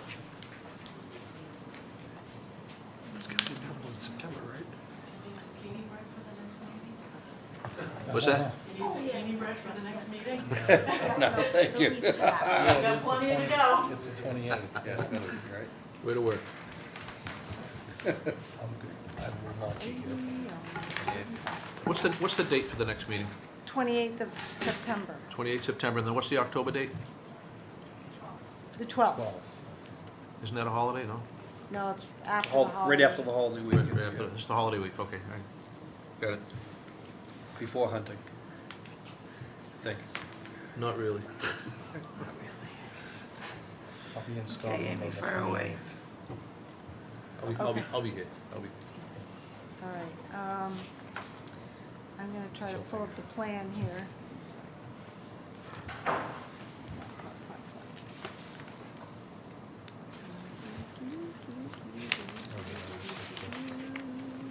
Two-family house.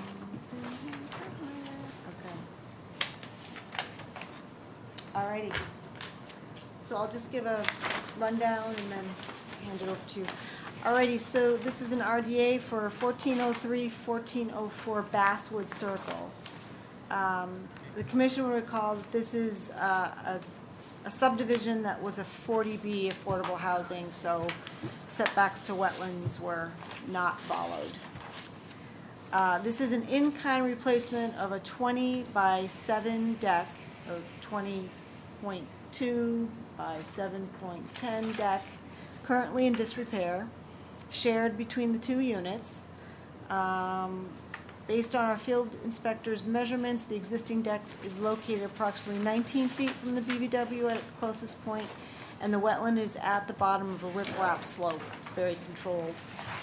In consultation with the project engineer, the building commissioner, it was determined that the concrete footings will need to be removed and replaced.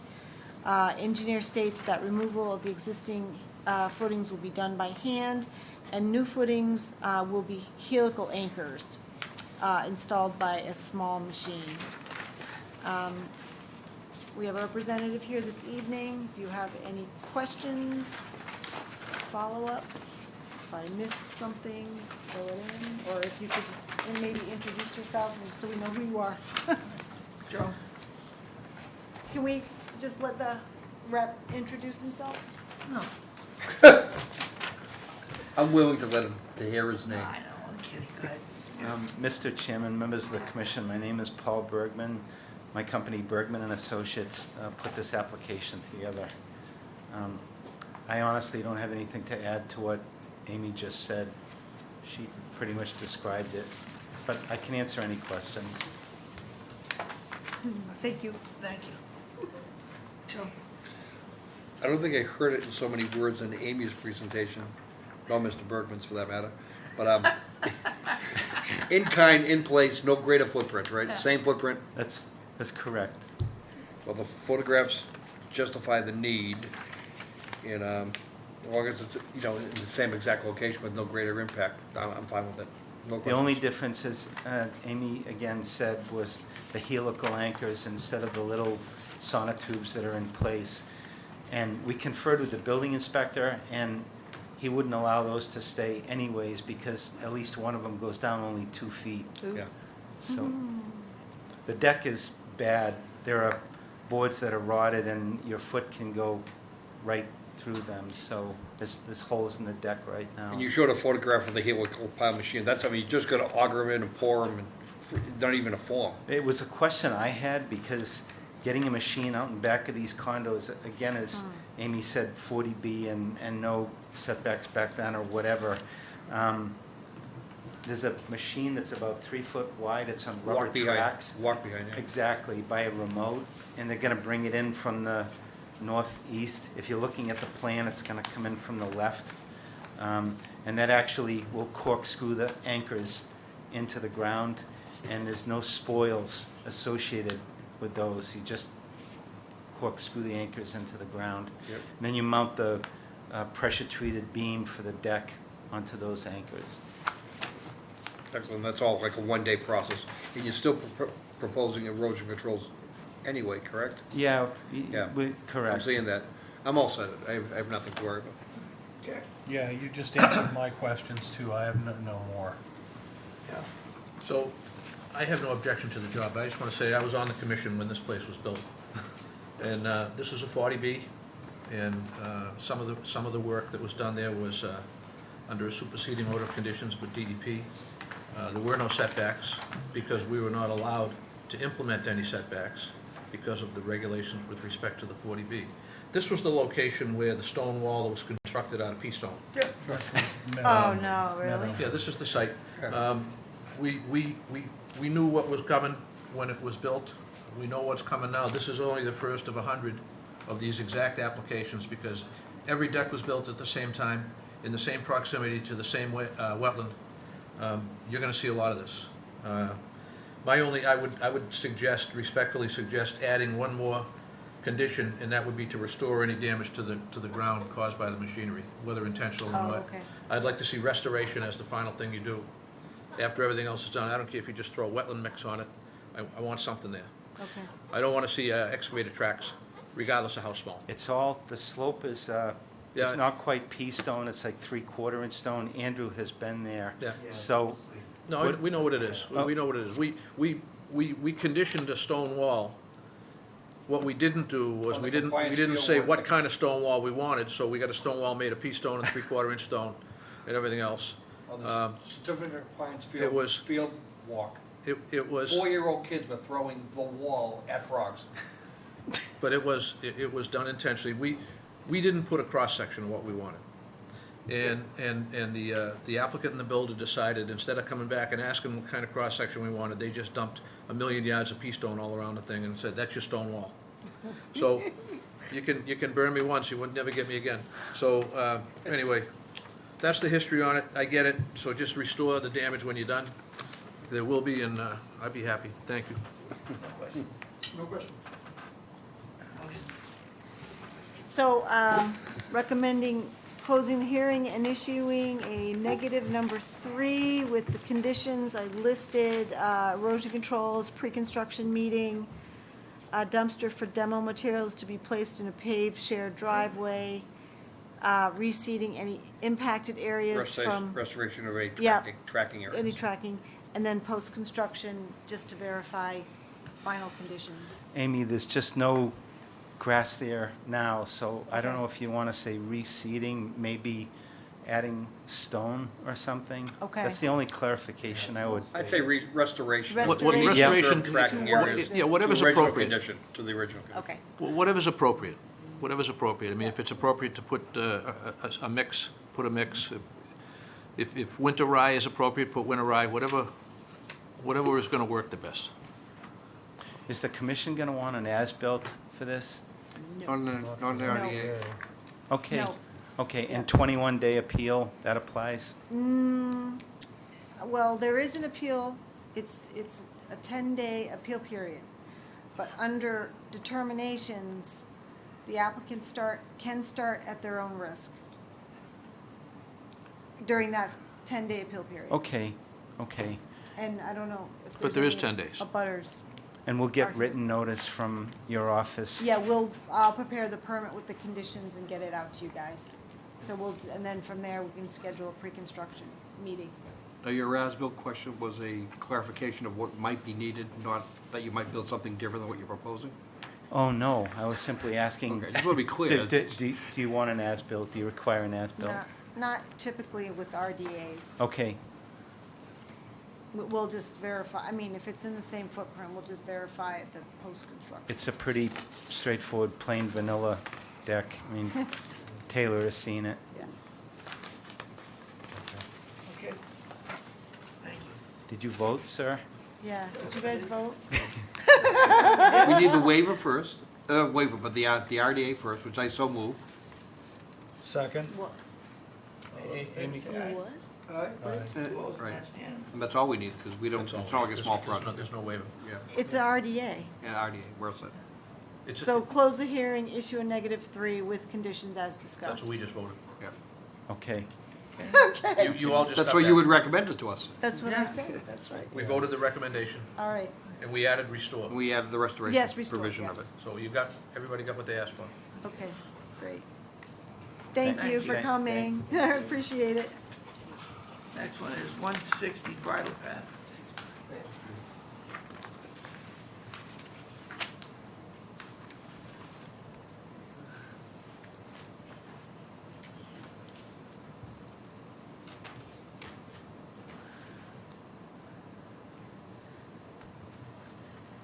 All right, let me just.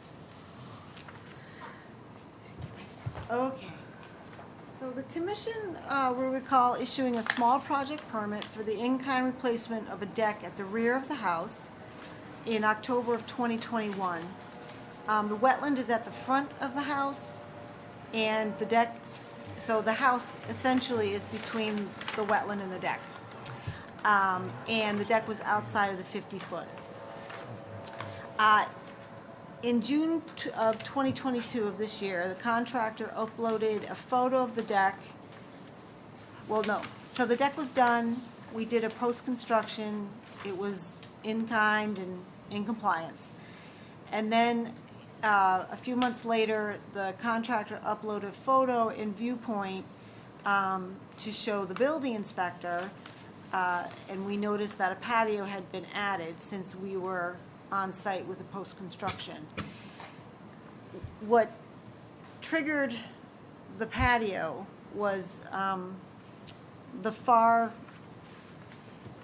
left corner of the deck had a dip in the topography, so the ground was much lower than the last step. So the building inspector said you need to bring that grade up, and so they did. You know, they started with this little area, and then it turned into a patio, a patio strip that surrounded the deck, and then went down to the left as a walkway alongside of the house, basically. So it is in the buffer, but outside of the 50. And we did a site inspection, we did some measurements. We measured approximately 335 square feet of this patio, which is pervious, and consulted with the chair, and he suggested an after-fact RDA. But I think that if they came before us with this in the very beginning, we would have easily approved it under the RDA. I mean, we may have kicked it into an RDA, but I think it was easily approved. With the homeowners here this evening. Yeah. So if you have any questions for her, that's it in a nutshell. Thank you. Joe? Small project to begin with, so it's not as though we would have issued a certificate of compliance. Right, exactly. So the apron, I'm gonna call it an apron, not a patio. Well, yeah, I It- guess it's you're really right. not- That's- It's a walkway apron, it's Yeah. not, it's not like you're gonna put tables and chairs or a bar That's out there or true. anything. So, I think, Right. given the separation of the house and the driveway from the resource area, I think it's permissible, it would have been permitted almost for certain if it came in originally. Maybe not a small project, or maybe it would have been, I don't know. But I have no issue with this at all, not at Okay. all. And I would consider this a negative. I have no questions. No questions, no objections. No question, no objection. Motion? Okay, so I recommended a negative determination, and there's really no need for any conditions. So moved. Second. All those in favor say aye. Aye. Opposed? That's unanimous. Thank you, all set. Thank you. Thanks so much for coming in. Thank you. That seems like a big hurdle to clear, but that's gonna clear your record in the future when you go to sell the house. Because it's now on record as being allowed. Thank you very much. I really appreciate it. I now can go home and watch a few movies, so I can take Oh, thank you. Take care. Next one is 145 Carlton Lane.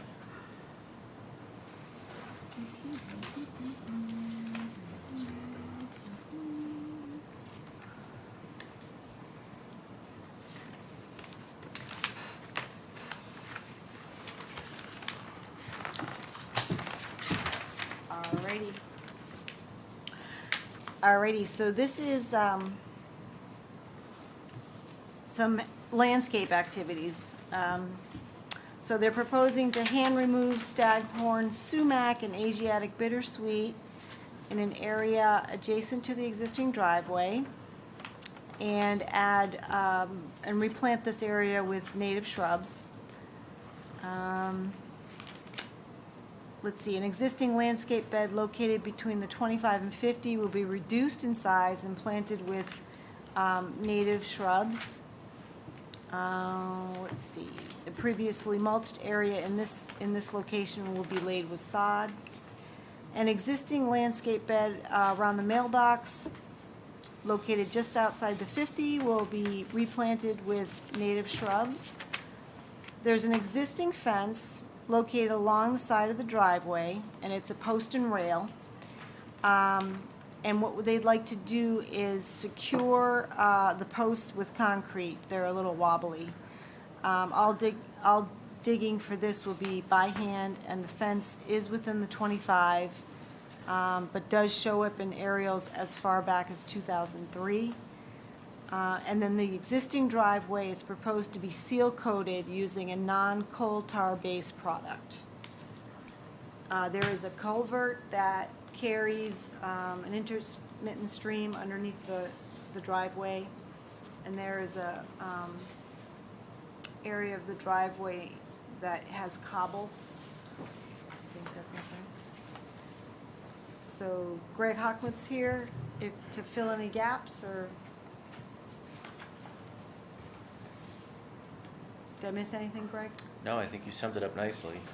For the record, Greg Hockmuth from Williams and Sparagus, representing William and Kristen Sherlock for the request for determination of applicability filed for their property at 145 Carlton Lane.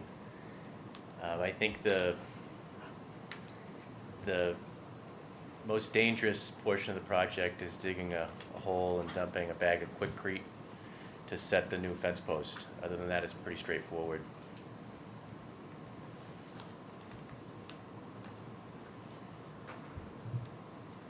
I will say that the applicants reached out to the seal coat company before the meeting just to try to get some specifics on the product. And right now, they're only using the product that the commission doesn't like to see. So we'll probably have to wait till spring or next summer. Is it because of the season that Yeah, we're in? that's what it sounds like. They're letting them use oil base again?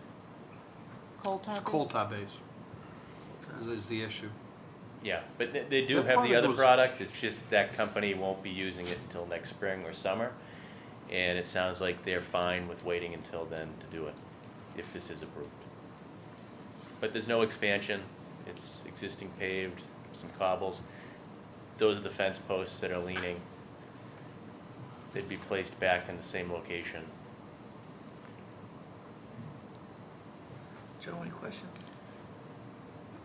Very little from a conservation perspective. I mean, putting wood, that's wooden or vinyl? Vinyl. Oh, vinyl, so putting that in concrete isn't gonna be corroding. All right, that's fine. I mean, this is a borderline small project, in my opinion. And, you know, but I'm inclined to consider it a negative determination. I'm all set. Yeah, my only comment is, I think Taylor and Amy had some good recommendations on the, Oh, yeah. on the invasive control, the cut and swipe method for preventing further invasive things. So I'd, And allow it to go into the 25 because it's in the 25. it's in the 25 anyway. So can we condition that?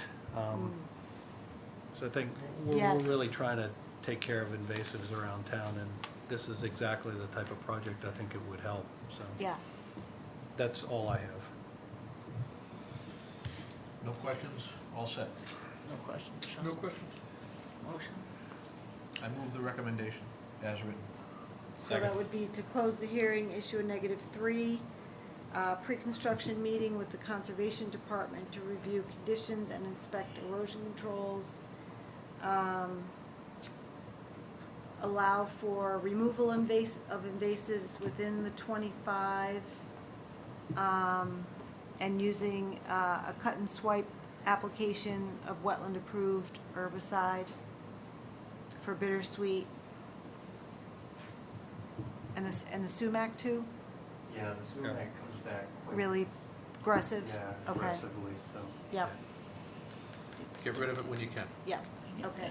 And he said, you have to bring it to someplace where it's, Yeah, Disposal. responsible disposal. We'll bring it to Boxford.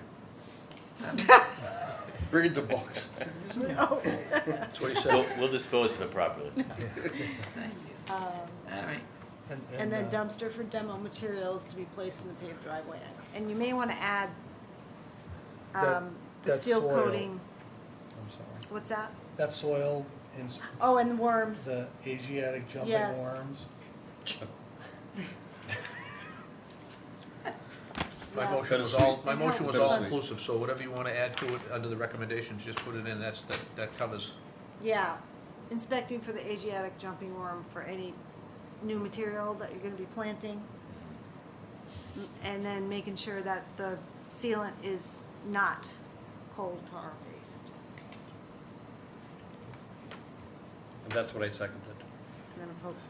Motion and a second. Okay, all those in favor say aye. Aye. Opposed, that's unanimous. Thank you very much. Thank you. Have a good Thanks, night. Greg. Just a quick aside, I wonder if maybe some point we look at revisiting our small project permit and actually invite invasive species control as a category that we would consider Agreed. at a lower threshold, because son of a gun, why wouldn't we do that and force people to come in and? The original subcommittee for the small project is still on the commission here. I'm thinking that's a great new The category. subcommittee would be happy It's not to- another, but it's something we should promote. We're still in existence as a subcommittee, we might as well write a recommendation. Sounds good. All right, we'll do it. Cool. Time to activate the subcommittee. We're gonna reactivate the Say subcommittee. that you can discuss it tonight, but I don't think you'll have time. No, let's not discuss it tonight. We'll discuss it in subcommittee meeting. Okay. Yes. All right. Subsequent sub. Duly voted. Subsequent, yeah. Say that fast. Let's go, kids. All right, 571 Sharpers Pond Road. Pick up the pace. All righty, let's see. Let me pull up the plan here.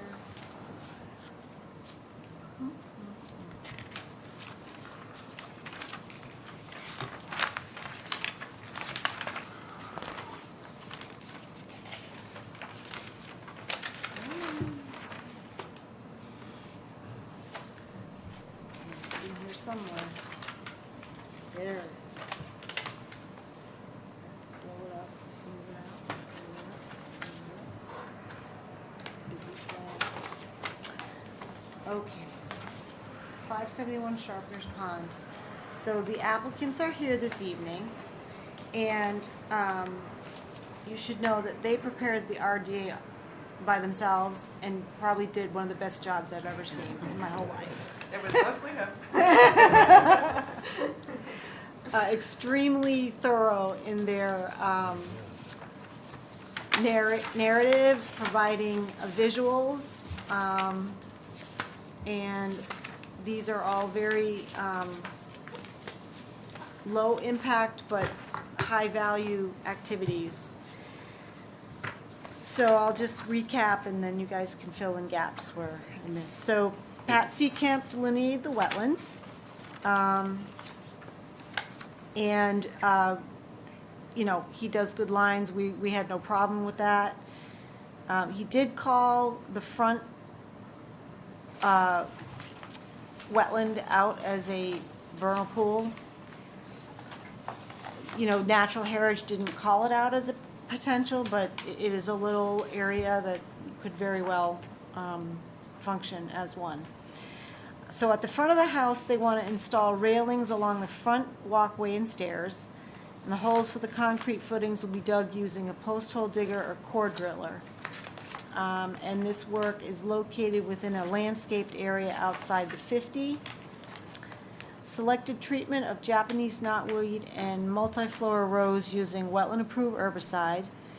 Proposed invasive plant treatments are located at and just outside of the 50-foot no-build zone to the wetland on the side of the house. Let's see. And then due to the aggressive nature of Japanese knotweed, the homeowner is proposing a 3-year maintenance plan with follow-up treatments. Once the invasive species are controlled, the homeowner plans to seed the area with native wetland seed mix or upland seed mix and stabilize with biodegradable erosion control blanket. 2 planting areas are proposed with native species. One is at the east side of the house, falls just outside of the 100, and the proposed planting plan to the north falls at the edge of the lawn, just at or just inside the 50-foot. A waiver is requested, but I only saw the need for a waiver of the plantings at the front of the house. So if you guys want to fill any gaps or address the commission in any way, or? No, we get the picture. I think that's accurate. Okay. Joe? You don't have me fooled. You guys are wetlands consultants behind those masks. 'Cause I'm telling you, this is the most thorough IDA. But I agree with you. I know, isn't it crazy? This is pretty good. The waiver for the work in the front of the planters, is it because it's a presumption that it's a vernal pool? So it's not yet confirmed, it's just that it's potential. Yeah, So I mean, so we've been down this road before. So is it really a waiver, or is what they're proposing not impactful for whatever it is? I don't really Because under think- an RDA, I don't think we can address a waiver. Yeah, I think we should consider what they're proposing as its potential for impact to whatever that resource is. okay, so it's planting within area of lawn at the edge of the woods. So we've done this before, and to make everybody on the right side of the fence here, we call it buffer zone enhancements. And it should be described, the work proposed should be described as buffer zone enhancements, so Yep, then there's no need for a waiver. okay. You know, sometimes it's just what you say, and it's the same work, and it's the same thing at the end, the result's gonna end up the same way. That would be my humble opinion. Yeah, I mean, it's replacing lawn with plant material. It's a That's really buffer what it's zone doing. enhancement, Yeah, all day long. No Yep. need for a waiver. okay.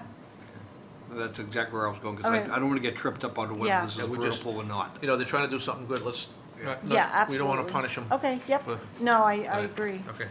I With agree. that clarification, I have no questions. Where's the Even knotweed? consultants leave questions for us, just for the record. What side of the house is the knotweed on? If you're facing the house from the road, it's the right. On the Upper map, it would be kind of the upper Jack. right-hand corner. I'll point it out with the Oh, okay. pointer. It's right up here. Right in there, okay, so. Yeah.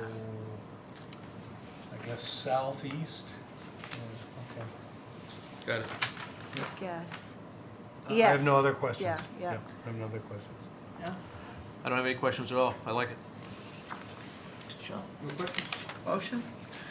So recommend closing the hearing, issuing a negative number 3 with conditions. Pre-construction meeting with the Conservation Department. I'm not sure any erosion controls are really necessary for the work. Yeah, okay. All invasive plant materials shall be disposed properly. Any soil amendments imported to the site shall be inspected for the Asiatic jumping worm. And then a post-construction to verify site conditions when they're all done. And I don't know if you just want to add somewhere on the application page where it's work to be done, scope of work, type of activities, add the enhancements in there. You can just add it to what you've already got there. Sure, Just I'm to sorry, keep- on which page was that? So So do you mean like in our findings, I would, I'm looking at this right here, this yeah, page here. the waiver, I'm looking at that page. Yeah. And a waiver request. waiver. Either strike the waiver request or add those words to the scope of work. Okay, I don't think that we intentionally requested a waiver anywhere, so I'm trying to find yeah. where you are. Yeah, you had that little worksheet, Oh, but, So amend the application to strike the request for a waiver and describe the work as buffer zone enhancements. got it. And, let's keep it clean all the way through. Yep, Because at the end of the day, that's the record. yep. Okay, thank you. So I'll move the recommendation as amended. Yep. Second. All those in favor say aye. Aye. Opposed? That's unanimous. You're all set. Thank you. Great. thanks very much, appreciate it. Thank you. Thanks, guys. So I'll get that permit out to you either late by the end of this week or sometime next week. Perfect. Okay, great. Thank you. Take care. Amy, just so I'm clear in my mind moving forward, what constitutes a proper inspection for Asiatic jumping worm, and how do we document it? We have an expert seated right here. They tend to stay at the surface of the soil under like leaf litter, but from what I've found, it's very interesting. You do a dry mustard water solution, pour it in the soil, and they come So you can to the surface. Do they jump? That's how you get them out. And they jump. Yeah. And they then jump you out? pick They them jump. out. You gotta They catch 'em. jumpy. They jump. They move like worms. So not so much, Snakes. inspecting, as we're actually trying to eradicate before that soil goes in? Is that Yeah, what we're trying sort to of, when they take the plants out, inspecting the bases of them as best do? We're as telling people to possible. do an inspection, I'm not sure what that means. Yeah. But it's more or less to try to prevent the spread because they Yeah. deplete the nutrients. I got the 'Cause same they- question, yeah. I just wasn't gonna ask it. I was trying to make it into a joke, but it's no joking matter. You know, right? No, it's not, I just didn't wanna get mired down in the jumping worm discussion. Because we do that from time to time. Thank you, guys. Thank you. See you guys. Modification, 242-1808 Beechwood Drive. Alrighty. Yeah, you came to visit us.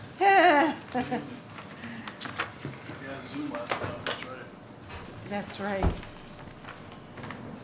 Alrighty. Okay, so we did open up and had discussion with Will Duffy in the very first meeting, and then we had some follow-up questions. And now we have Jason Hill with TF Moran. He is the project engineer. So I gave you a rundown in my front recommendations on kind of what the modifications are. And we asked for a red line plan, and that it needed to be stamped and signed, and we have that in our possession. The revision box needed to reflect the current revision date. That's been provided. Some snow storage was still over the septic system. Snow storage moved off the edge of the septic now. New HVAC pad will impact snow storage at the southeastern corner of the building. and some additional snow storage has been provided at the south end of the building. And Jason is here. If I missed anything, Jason, you can, Yeah, I think sounds about right. yeah. So basically, what was the biggest catalyst for this change, these changes?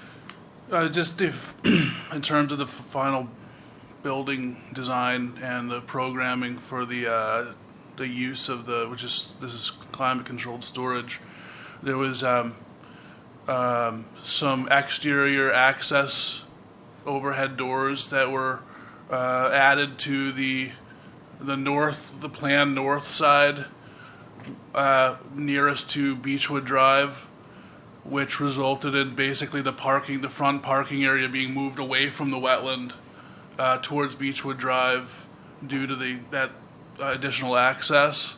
And then at the very bottom of the plan, the last position on the furthest southern portion of the plan, there was an overhead door access added at that location.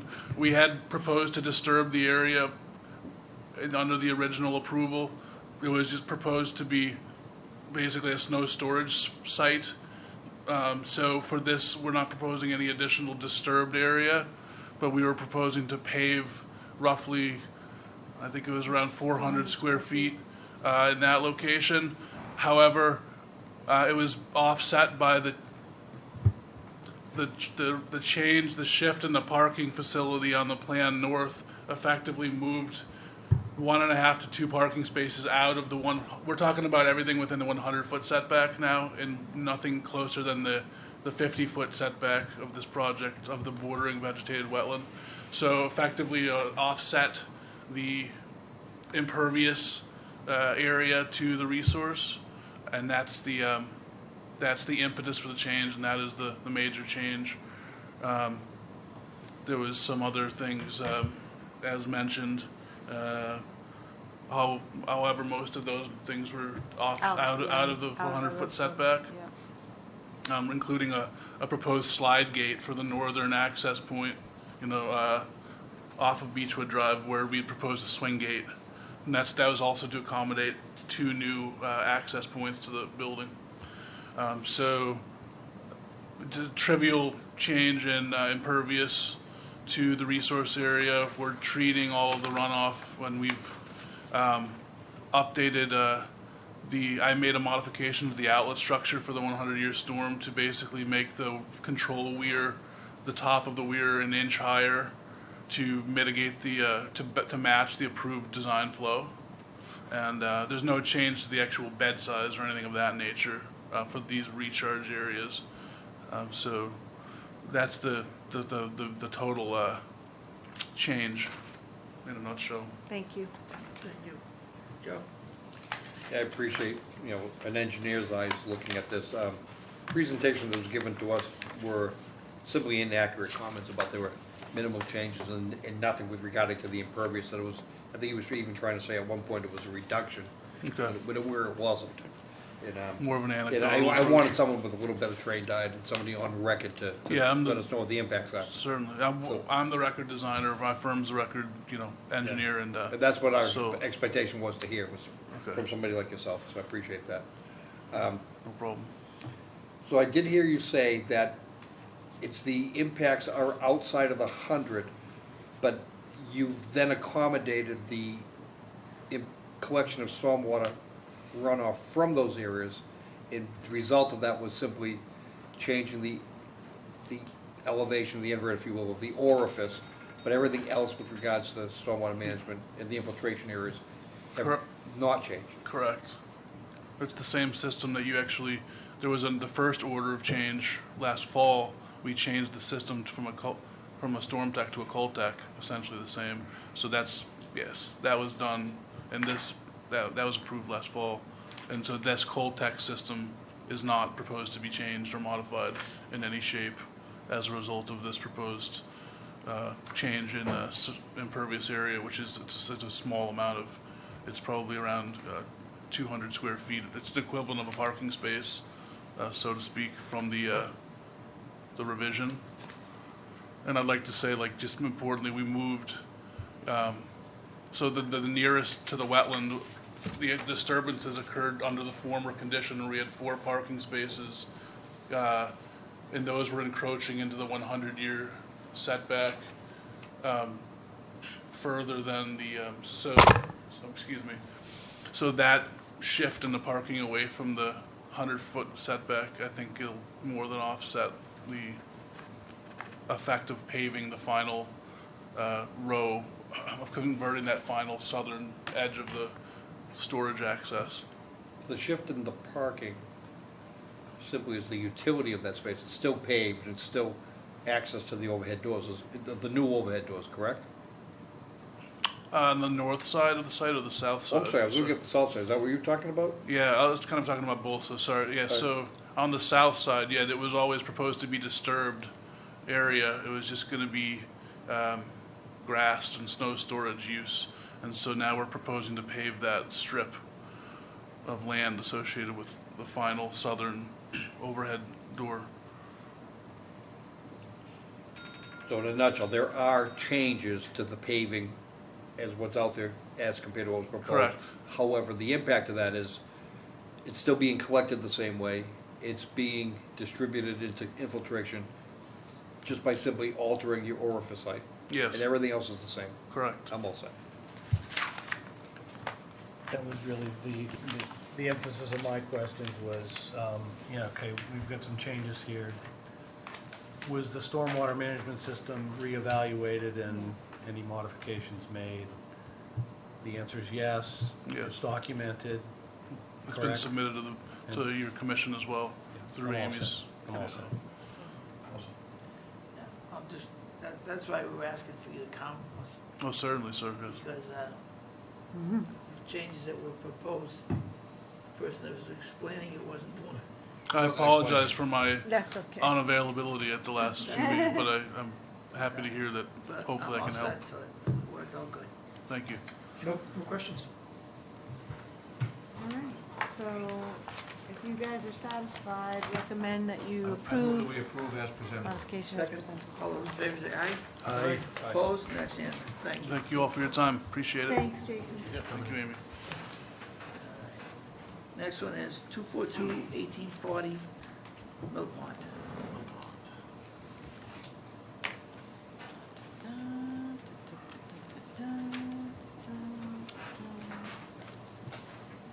Townhomes, walkway modification.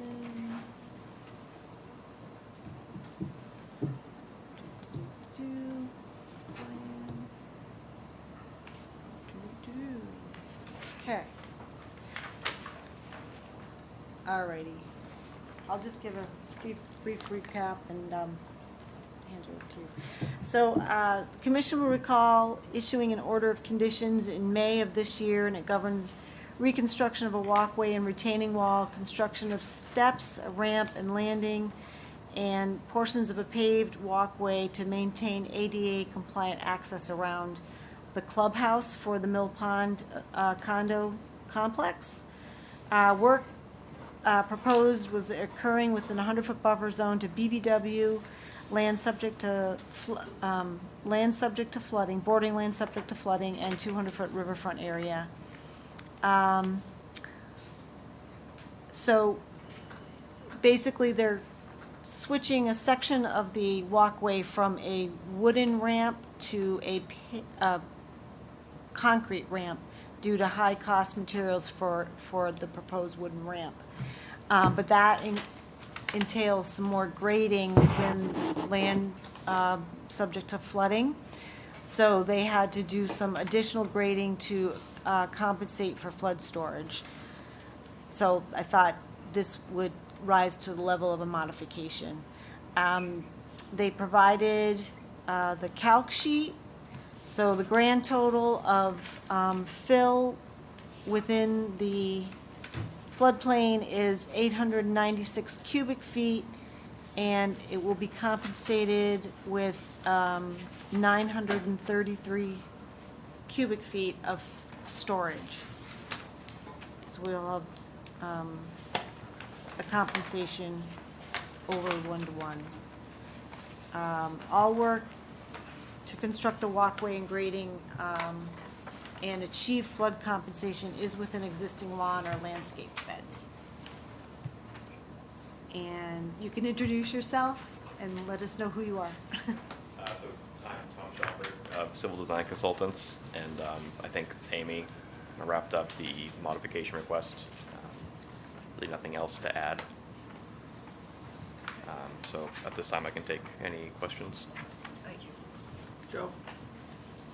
So I understand completely what you're asking for. I think it's, certainly a reasonable request. What I know about compensatory flood storage is that you incrementally have to recapture flood storage at the appropriate elevations. Yes. So that typically means work closer to the wetland, closer to the waterway itself where the flood is. So the limits of work, are they expanding beyond those originally proposed? It seems like maybe. A little bit. Yeah, so the grading that's going to occur, it's slightly more. It takes place to the northwest of the ramp that we show. It's moving northeasterly, sort of alongside the wetlands more than anything. So it's just providing a little bit more cut to compensate for the additional fill of the ramp. So that area that I'm seeing, what you said to the northwest, best way to describe it, of the ramp, is not within, Well, it's, outside the 100, isn't it?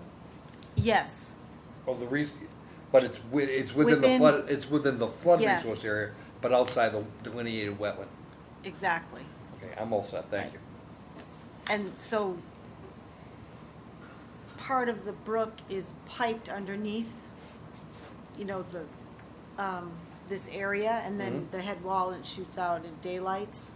So the FEMA flood zone maps show the floodway over the piped section, the floodway, but it's not really there because it's in a pipe.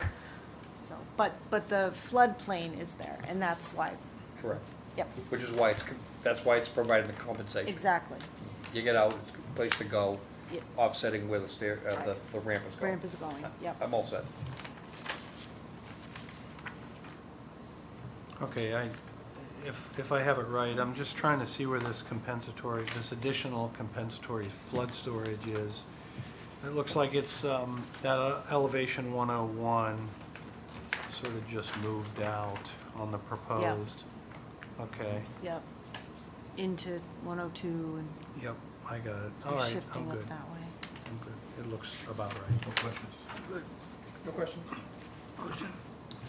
Motion to move that we approve the modification for 242-1840 Mill Pond Townhouse. Second. All those in favor say aye. Aye. Opposed, and that's unanimous. Thank you. Thanks. Thank you. Okay, next one is a COC 242-1535, 2005 Salem Street. All right. Okay.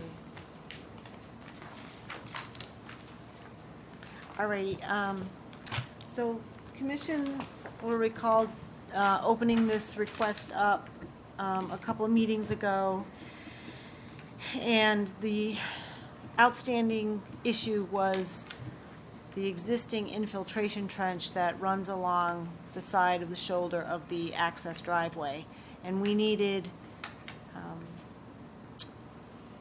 verification from an engineer that this trench has been maintained. And at that time, we did not have that information.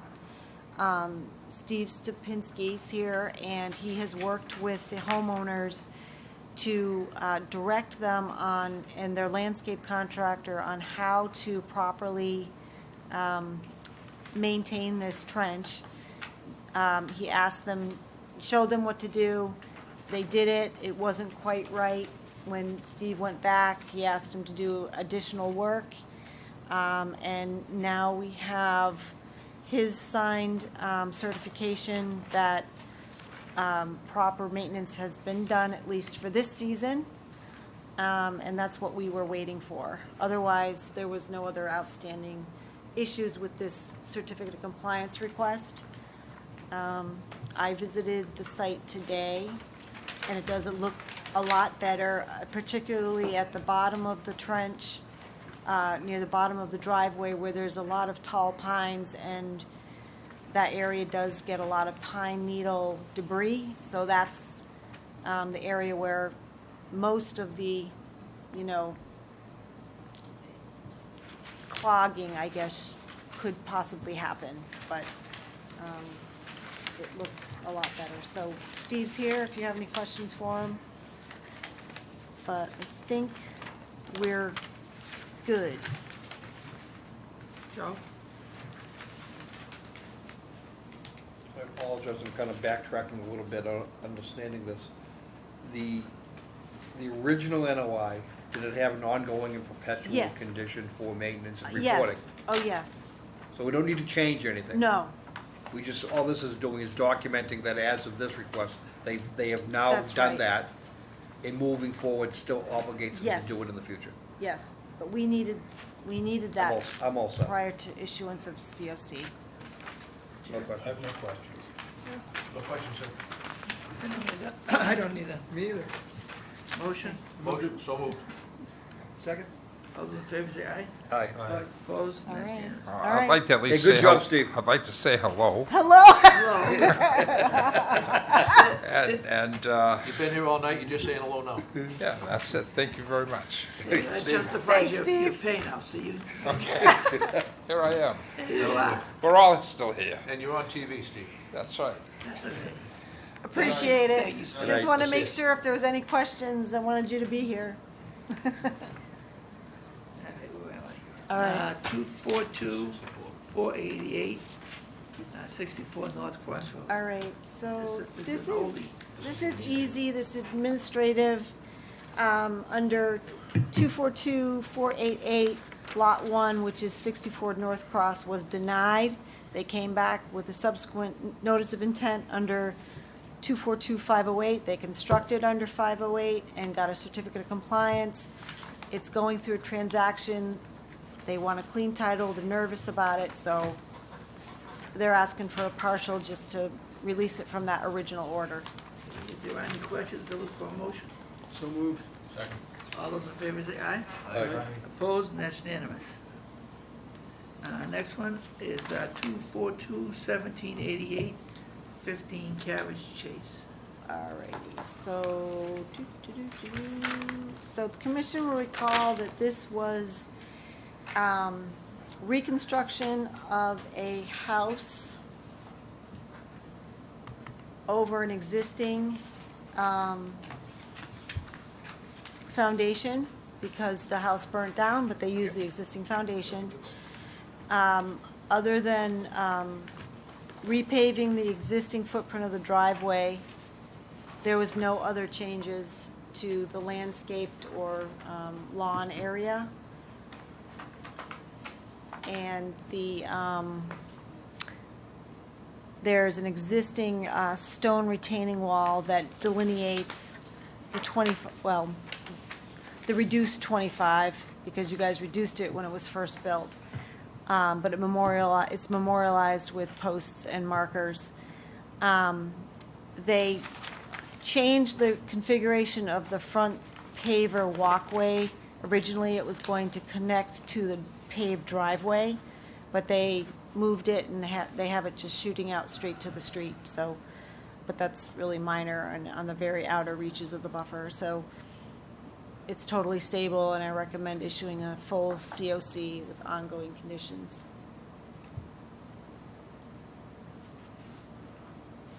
The trench drain at the garage was already there, so that's not new, that's been there. And then there was just some landscaped area, foundation landscaping done, but.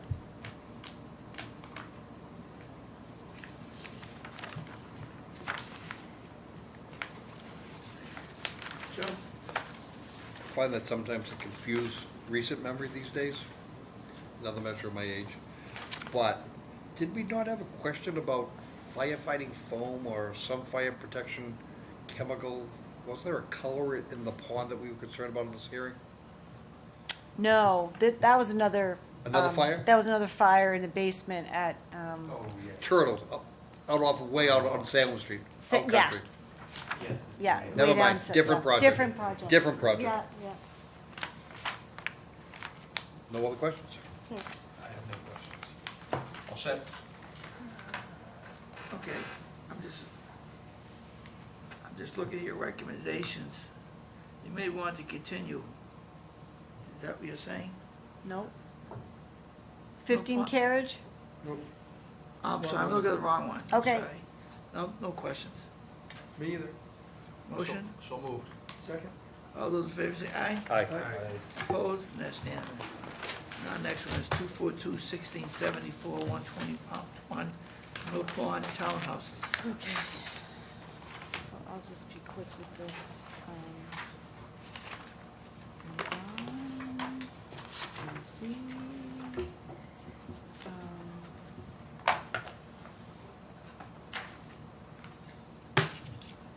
Just trying to put plans. I think I'm gonna do this. Okay, so this order was issued in March of 2016, and it governed full-depth reconstruction of pavement and driveways and walkways within the Mill Pond Townhome Condo Complex. Other proposed work included curbing and creation of additional bituminous concrete parking areas, installation of crushed stone infiltration trenches, and mitigation plantings. Work was in the riverfront, bordering land subject to flooding, and 100-foot buffer zone to BBW. Order was modified later to allow for an additional 70 by 10 pavement area at driveway 18, and that was only in bordering land subject to flooding, but no elevations were changed for that. So there were several special conditions that I list in your recommendations. Two outstanding questions that we need, and I attempted to get verification, but I'll let the engineer speak to that. But we needed, prior to the issuance of a certificate of compliance, we needed to verification that all stormwater structures have been cleaned. So I asked if they had any bills of lading or invoices for that, and they do plan on having all of the stormwater structures cleaned in a month or so, in a couple of months. The bond was $10,000, 7,500 of it was for the paving, and 2,500 was for the plantings. I reviewed the minutes and watched some of the video from the hearings, and I know that the planting plans were kind of discussed extensively. There was 2 areas proposed, one along the brook, 10-foot width on either side, and then along the side of the pond at driveway 17. Taylor and I walked both areas of plantings. The plantings along the brook are in relatively good shape. Not all of the plants on the list were found, but it's filled in nicely with native herbaceous. And there was, inkberry and highbush blueberry and winterberry, and the occurrence of invasive species weren't as bad as we saw along driveway 17 along the pond. And so the area along the pond is really invaded with bittersweet, choking a lot of the planted shrubs. So, it's not ideal. The planting plan and the order did not speak to invasive species management per se, and didn't provide for monitoring or survivorship.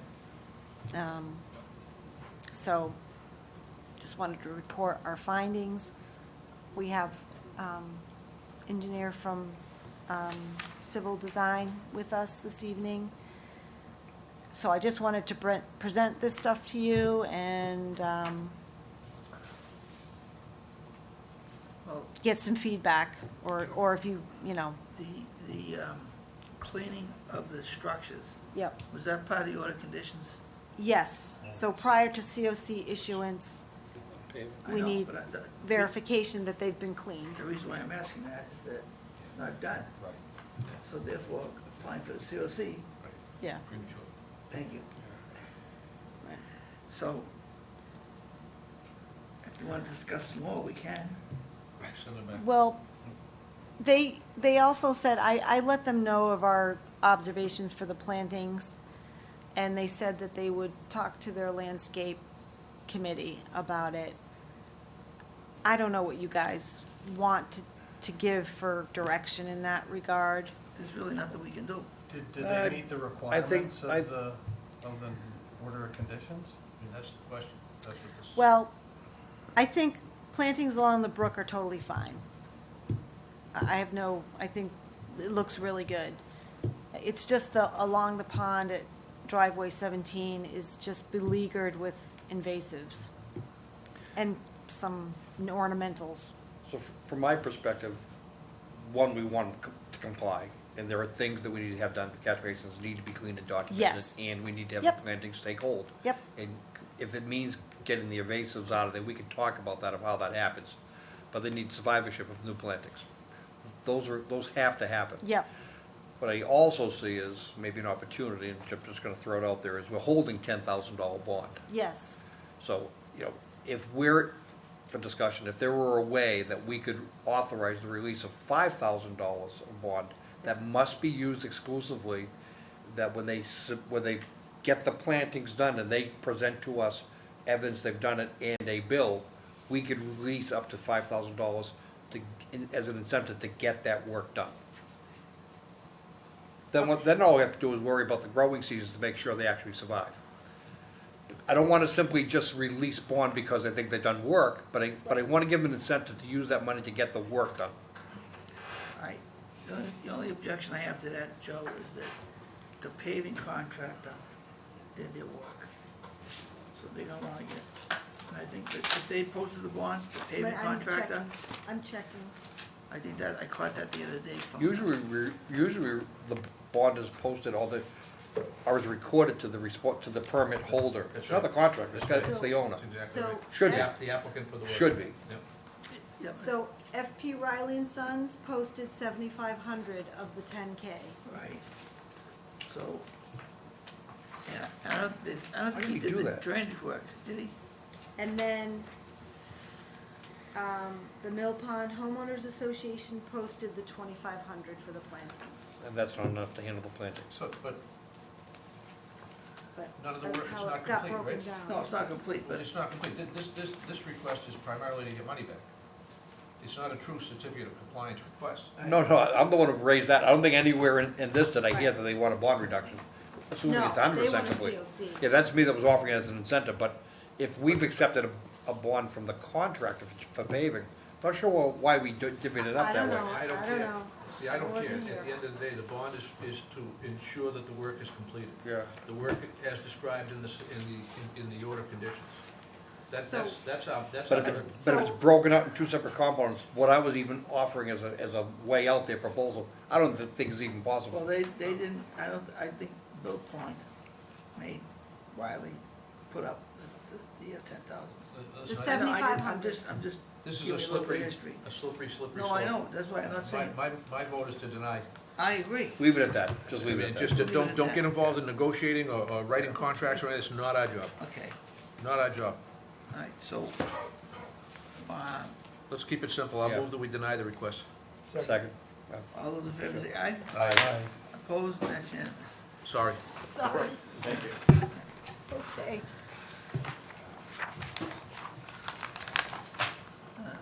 Guess it's gonna come back.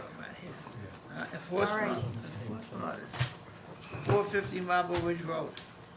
Alrighty, they requested a continuance to the next meeting. So moved. Second. All those in favor say aye? Aye. Opposed, and that's unanimous. Next one, 242-575. 366 Candlestick. All right. So we have a more formalized planting plan. We have a wetland delineation that has been projected on a aerial, an updated aerial, a 2022 aerial. Our field inspector reviewed this planting plan and the wetland line. Wetland line looks good. And it's, right now, we have sweet pepper bush that's starting to pop up. And we have leaf litter that's protecting any disturbed soil. So the planting plan is really a tree replanting. And to compensate for trees that were taken to enhance panel exposure, solar panel exposure. So our field inspector recommends that we approve the plan because it makes most sense to him and me. Oh, And the homeowners here if you have any questions. But I think, you know, this is it's more comprehensive. We have a wetland delineation and we have a more thoughtful restoration.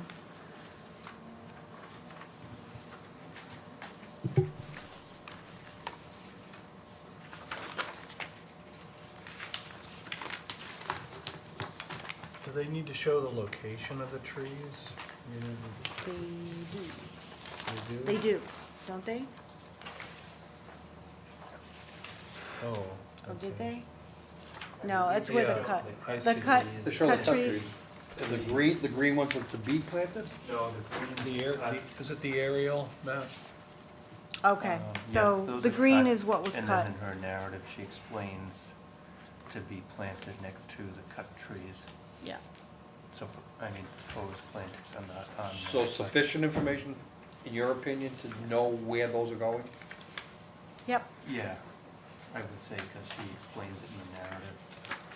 and Next it's to obvious the on site. removed I mean, trees. we're gonna be able to identify the stumps on Stumps. site and know where a tree can go next to them.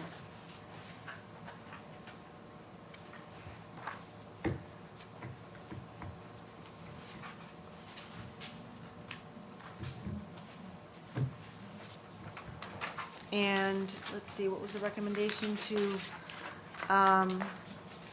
deadline of May 30th, 2023, right? Okay.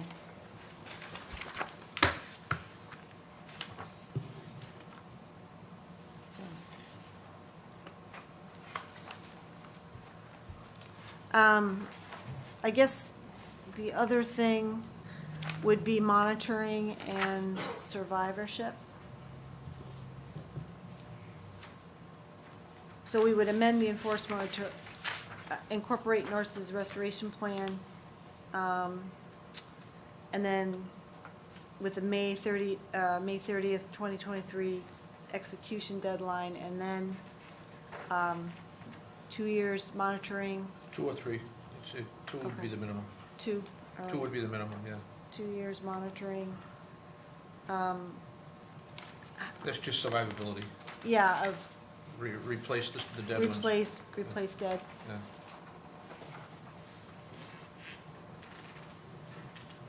So you'd really want all of the trees to survive. Well, that's always the goal, right? Yep, especially with trees. With trees, yeah. And they're expensive, so you want them to live too. I agree. I don't disagree. Okay. The idea, if you're gonna spend the money, is you want them to live. How do we define saplings? Taylor, you have definition. How many inches above? Sapling is, it's only a couple feet. in Isn't height. it the distance So it's not around- caliber What's the distance around the base of a sapling generally? That's the Distance around the base? Yeah. Caliper, The it's distance- like 3/4 inch. Caliper. Yeah, not even. Inch Not and a even. half. Yeah, it's small. Inch and a half. But It's There's a number, better- the reason why I'm saying, there's an actual number out there that they go by at the nurseries. Yeah. I can't don't remember know what the the number exact is. number, but So talk about would it be container whether this is size? sufficient or not. probably, probably can. Even amongst us, I'm not sure what a sapling is. I'm not sure if we're accepting Well- what they're telling us a sapling is. So in Taylor's experience, the smaller the tree, the better chance it can survive and take hold quicker. The larger the tree, Because of that, when you start getting into ball and burlap, the root systems are very unhealthy. The thing you can't And- foresee is deer browse. If they're Right. browsing, if they It have heavy may- deer browse, it doesn't matter. It may require some They might be half fence protect- around right, it, deer something. protection fence. Possibly, if they're susceptible to If it's browse. sapling. Yeah. And it doesn't, even if it's, It could be deer in that area. yeah. So what are we doing probably. for survival? We usually do 75% within. Yeah, with shrubs, but, Within two growing seasons usually, right? yeah, two seasons minimum. Yeah, so I would say increase the number of seasons to 4, since we're gonna go for saplings. yeah, And then we want 80% survivability. okay, And that way we have a better benchmark for what the heck we're expecting to get in the end. okay. I mean, Should we, I think it would be a good idea to incorporate Oh, a put small fencing deer fence around it. around. Well, I mean, yeah. that would help them The deer fence survive. would have to be 8 feet high. just gonna eat the tops. Yeah, or- They're gonna go right over anything you do. Just Yeah. giving them stretch. I mean, They mean down on them. I don't think means and methods make sense for us to tell them. They're gonna tell us what they're no, gonna we're do. just. But we want yeah. survivability. We want survivability. We Whatever they do to attain that, we're okay with. We don't care how they achieve it. Okay. They can hire a deer chaser away Cannon every 30 seconds. every 30 seconds. Yeah. All right. Right, so So do you want to amend the enforcement order as discussed? So moved. Second. all those in favor say aye. Aye. Opposed, that's unanimous. Okay, thank you. So we'll send you. Sorry you had just to an sit so amendment. long. I know. Thank you. All right, 49 Court Street has requested continuance to September 28th. So moved. Second. All those in favor say aye. Aye. Opposed, and that's unanimous. All Next right. one is 657 Salem Street. The easiest one for last, I think. That's what they all say. Make it easy. Make I it don't easy. have any prints, I'm not a consultant, but I do have some, docs. This is before pictures and after. Do we have these in the record yet? Not yet, So they will be. not if we before, review for them, right? sure.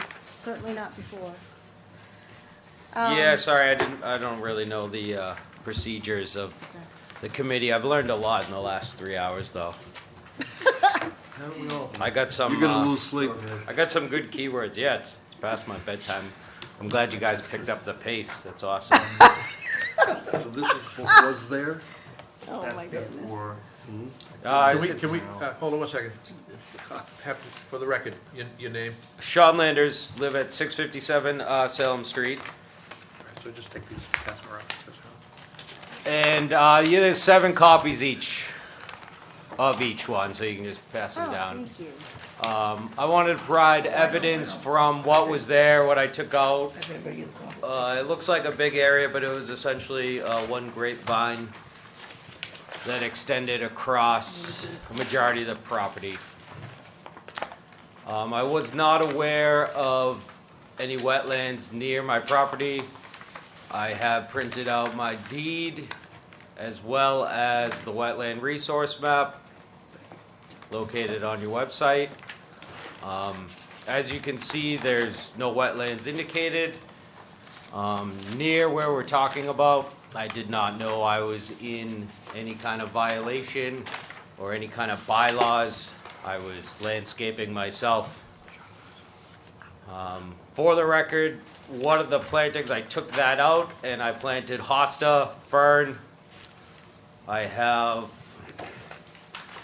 some boxwoods there that Tyler here liked because they were native. And I also had some azaleas.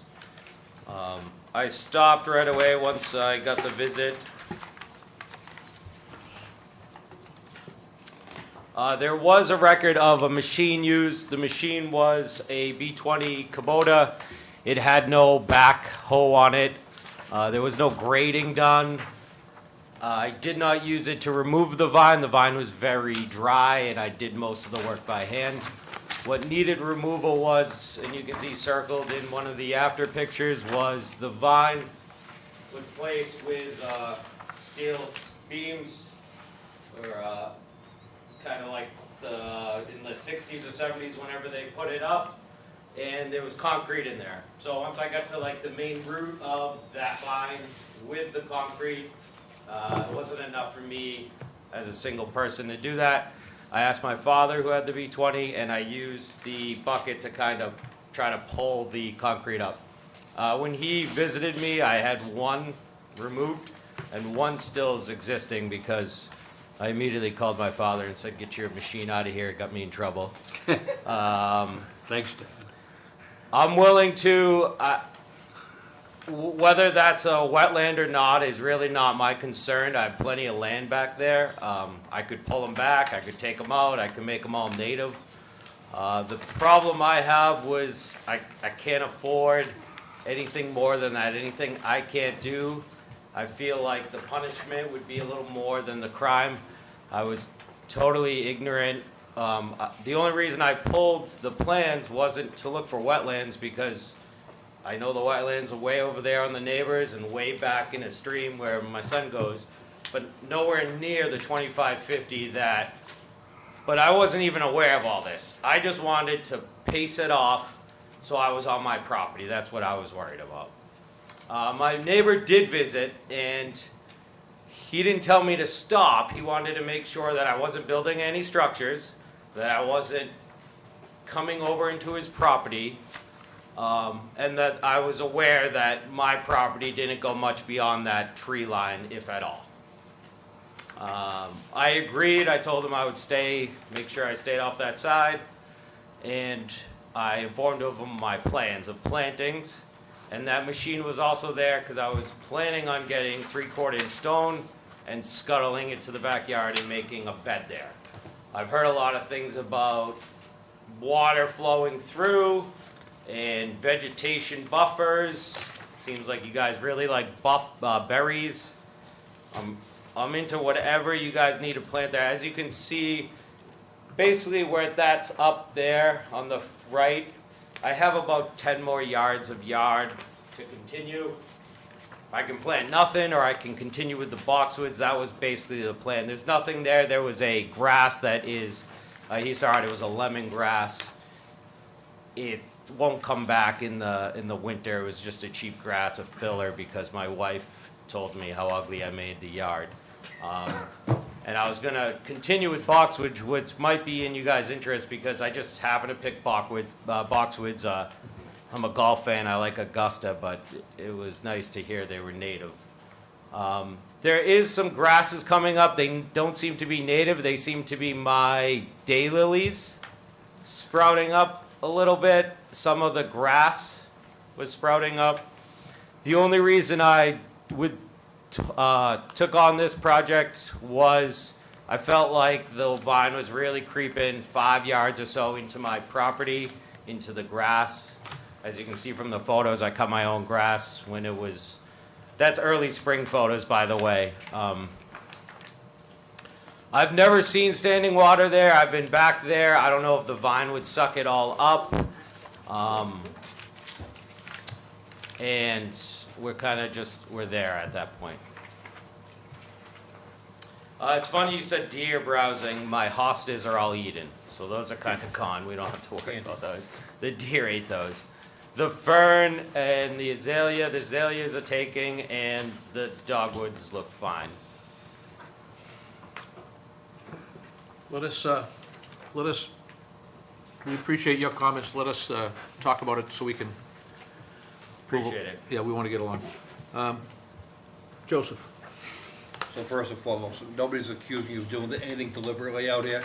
There's a lot of people like yourself who simply don't know what they have in the backyard. Water does not make a wetland, whether it's flowing or not. It's a combination of vegetation, hydraulic soils, and the presence of water, and then habitat for certain types of species. So that's a science. That's not something the average homeowner understands. So what you've done is you've done the responsible thing as a homeowner to improve your backyard, but you've done it wrong. So what we're trying to do is rectify that without pointing any fingers or blame. What I see is that, you know, some of the things you took out were likely invasive species, and some of the things that... Oh yeah, it was a grapevine likely planted in the 70s. It grew In tall the- and wide. It was sucking up the trees. I circled it. The picture with my daughter in it, if you look in the corner, you can see the vine climbing up on the tree. I can actually see, yeah, you got great photographs. I think what we have here is the activity within 100 feet needed a permit, that's known at this point. We allow certain activities, like even building a house within 100 feet, it should be 50 feet. There is landscaping things we allow within 25 feet. Anything closer than 25 feet that's been disturbed, we don't let that happen, that needs to be restored. And anything in the resource area itself, never mind the buffer to it, has to be restored. So I want to focus on those things. Well, first, we have to get some agreement. If there's a dispute over what is a wetland and what isn't, if there's a dispute, you have to hire a scientist to delineate your property to dispute what our scientists say. If you don't want to spend the money on a scientist, then you have to accept our staff's representation of where the line approximately is. I'd be happy to do that. And base your restoration from there. So if you'll stipulate to the line, Yes. that moves this forward and it Yeah, why saves you. spend money on paper? Just get Oh the no, work- I don't get the want work- Get the to. work It's done. like 40 yards. Get Like the you work can done. take whatever Yeah. you want. Like So that sounds like the right choice because you're saving yourself a couple grand. yeah. That's So, what I so need with to that do. in mind, if he's gonna stipulate to the line, and we're not gonna squabble over 5 or 10 feet, Yeah. let's just, in my humble opinion, let's just give him a restoration plan and move this thing. Is the line obvious to you? It does sort of ebb and flow. Can you Can come you to an- establish a line that Can you'd you come agree to an to? agreement on the line? If you can I come would to an say- agreement on the line, if you can eliminate that dispute, we can go right to restoration and just get this thing out of here. Yeah, I would say. That's if- what I'm hoping. If we can Yes. all get on the same The only page. other Oh yeah, you seem And like you agree. know where it is, and Yeah. I as long think as you we don't can- take 30 yards of my lawn, I'm happy. It seems like we're talking about 5 or 6 feet of a part of property that I rarely use. Like it's way out back. I mean, the wetland isn't in the lawn, it's in the No, woods. it's not in the lawn. So It's in the woodland. It's in the woods. Yeah. So what, So we can we're find asking it. for a reasonable delineation Yep. that everybody can live with, eliminate the feud, and just get on to restoration. Another question I have, Save us weeks and weeks and weeks of nonsense. another question I have, Al. Yo. Is some of the land clearing that I was told was somebody else's property? So let the Right. neighbors work that out. That's So not- he already came down and talked to me. He just said, "Don't go any further. You might already be on my property." And I said, "I won't." Well, the issue is if it is wetlands, Yeah, it's gotta be replicated. that's gonna be part of the restoration. Then he's gotta tell us, his neighbor he's gotta replicate wetlands that he wrecked, I'll let him know.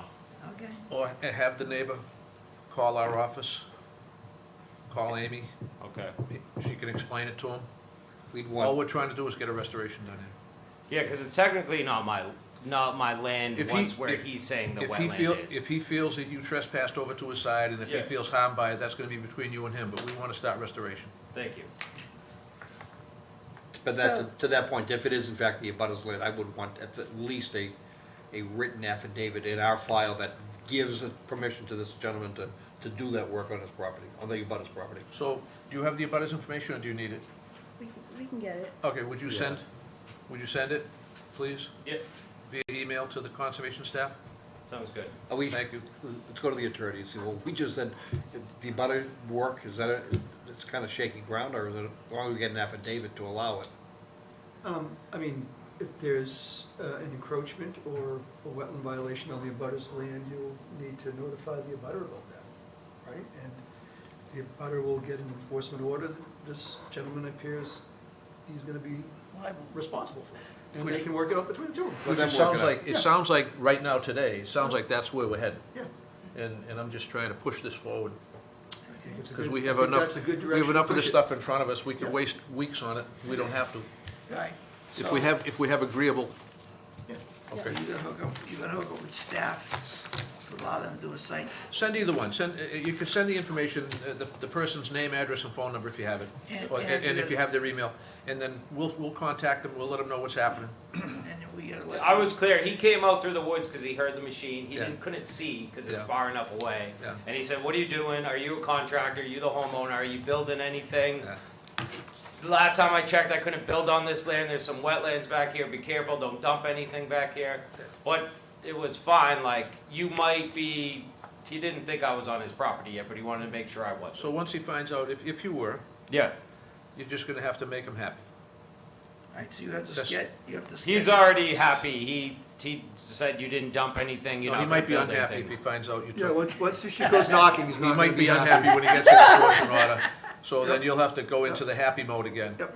You know? You'll have to assure him or her. I'm not trying to belittle it, but that's So really what it we have comes an down He's to. EO not the that's guy that not called, ratified. right? At least I know Correct, he's not the at guy this that point? called. I don't So you gotta, you Yeah, gotta you allow. need to ratify. We need to and- ratify it at least and then continue, Yeah, or so set timetables when we expect them to come back. Yes. First of all, you'd allow, you could allow Taylor or Amy to come back on his And, property. yeah, you have to let staff come out and do inspections, okay? You gotta let them on. Yeah, I can do that. Thank you. You just, as long as you're cooperative, we're gonna work with you. Yeah, no one called me to come on my property. And when he asked, I let him on. I didn't think I was doing anything wrong, and I Yeah. had done my homework. No, I saw the email saying to stay off. I want you to reconsider that. Yeah, until this meeting, I asked them to stay. Okay, but now we're gonna, Yeah, no, that's fine. I mean, I know he's very passionate about his work, but I didn't think that he had a big picture view of this, and he Yeah. was treating me like a criminal and a tenant on my own property is how I I felt. doubt And that's that. kind of my reaction to that. Like, what are you doing here? I'm working hard, I'm getting a glass of water, and you're banging on my door like you're the police. all right, so we're gonna And you're be, driving a car. we're gonna go forward, we're gonna go Okay. forward in peace, right? Oh, yeah. All right, good. But I didn't really like the interaction on my property. I get it. Thank I get it. And that, we'll put that behind us. I'm gonna let them choose where their wetland is. I mean, what more can I do? You can't do any more than that. All right, very good. All right, so Amy, looking at your what- enforcement order that you have laid out here, I think we're gonna strike the first bullet, which is securing wetland services. Yeah. That we're gonna strike that, but we Yeah. wanna make some language take its place that says, coordinate with conservation staff to agree on the Just agree on wetland the line wetland line. and to what degree the restoration And has then, to then take place. propose a restoration plan, or we can draft one. Well, the enforcement order is, the text of the enforcement order is right here. Yep. So the enforcement order asks the applicant or the homeowner to cease and desist, to respond on September 6th, to attend the meeting tonight, and then number 4 is begin to take action. Secure services of qualified wetland consultant to formally delineate the wetlands. If he stipulates to Tyler and Amy's line, then that goes moot. But then it continues and says, prepare a restoration plan. So the wetland consultant, you need the services of wetland consultant to prepare a restoration plan, which means these berry laden bushes that we like and all that stuff, these professionals what's gonna survive, they know what's what to do. And especially within the 25-foot no disturb zone, okay? And then further direction is coming from us tonight, which is point number 5.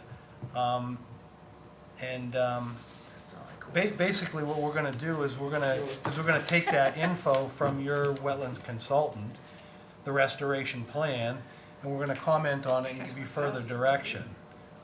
He doesn't have to get a consultant. He's Well, gonna that's what work we're with staff. talking about, is to bypass that first one. Agree So- on so- the area. So Can Taylor you tell me what to plant? and Can I Amy are research gonna it? make the restoration plan, so they're gonna do that for them? How complicated is that?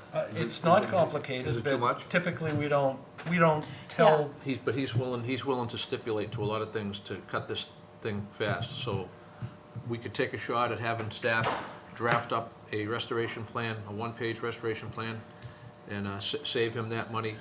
And he's agreed to, not hire a consultant. They're gonna agree upon the line within reason, and we can get it going. usually a restoration plan is a sketch with, Yep. well, we just saw one, the example. know. That's a lot, I I mean, know what Jack is I know. saying. they're not, We don't usually do that.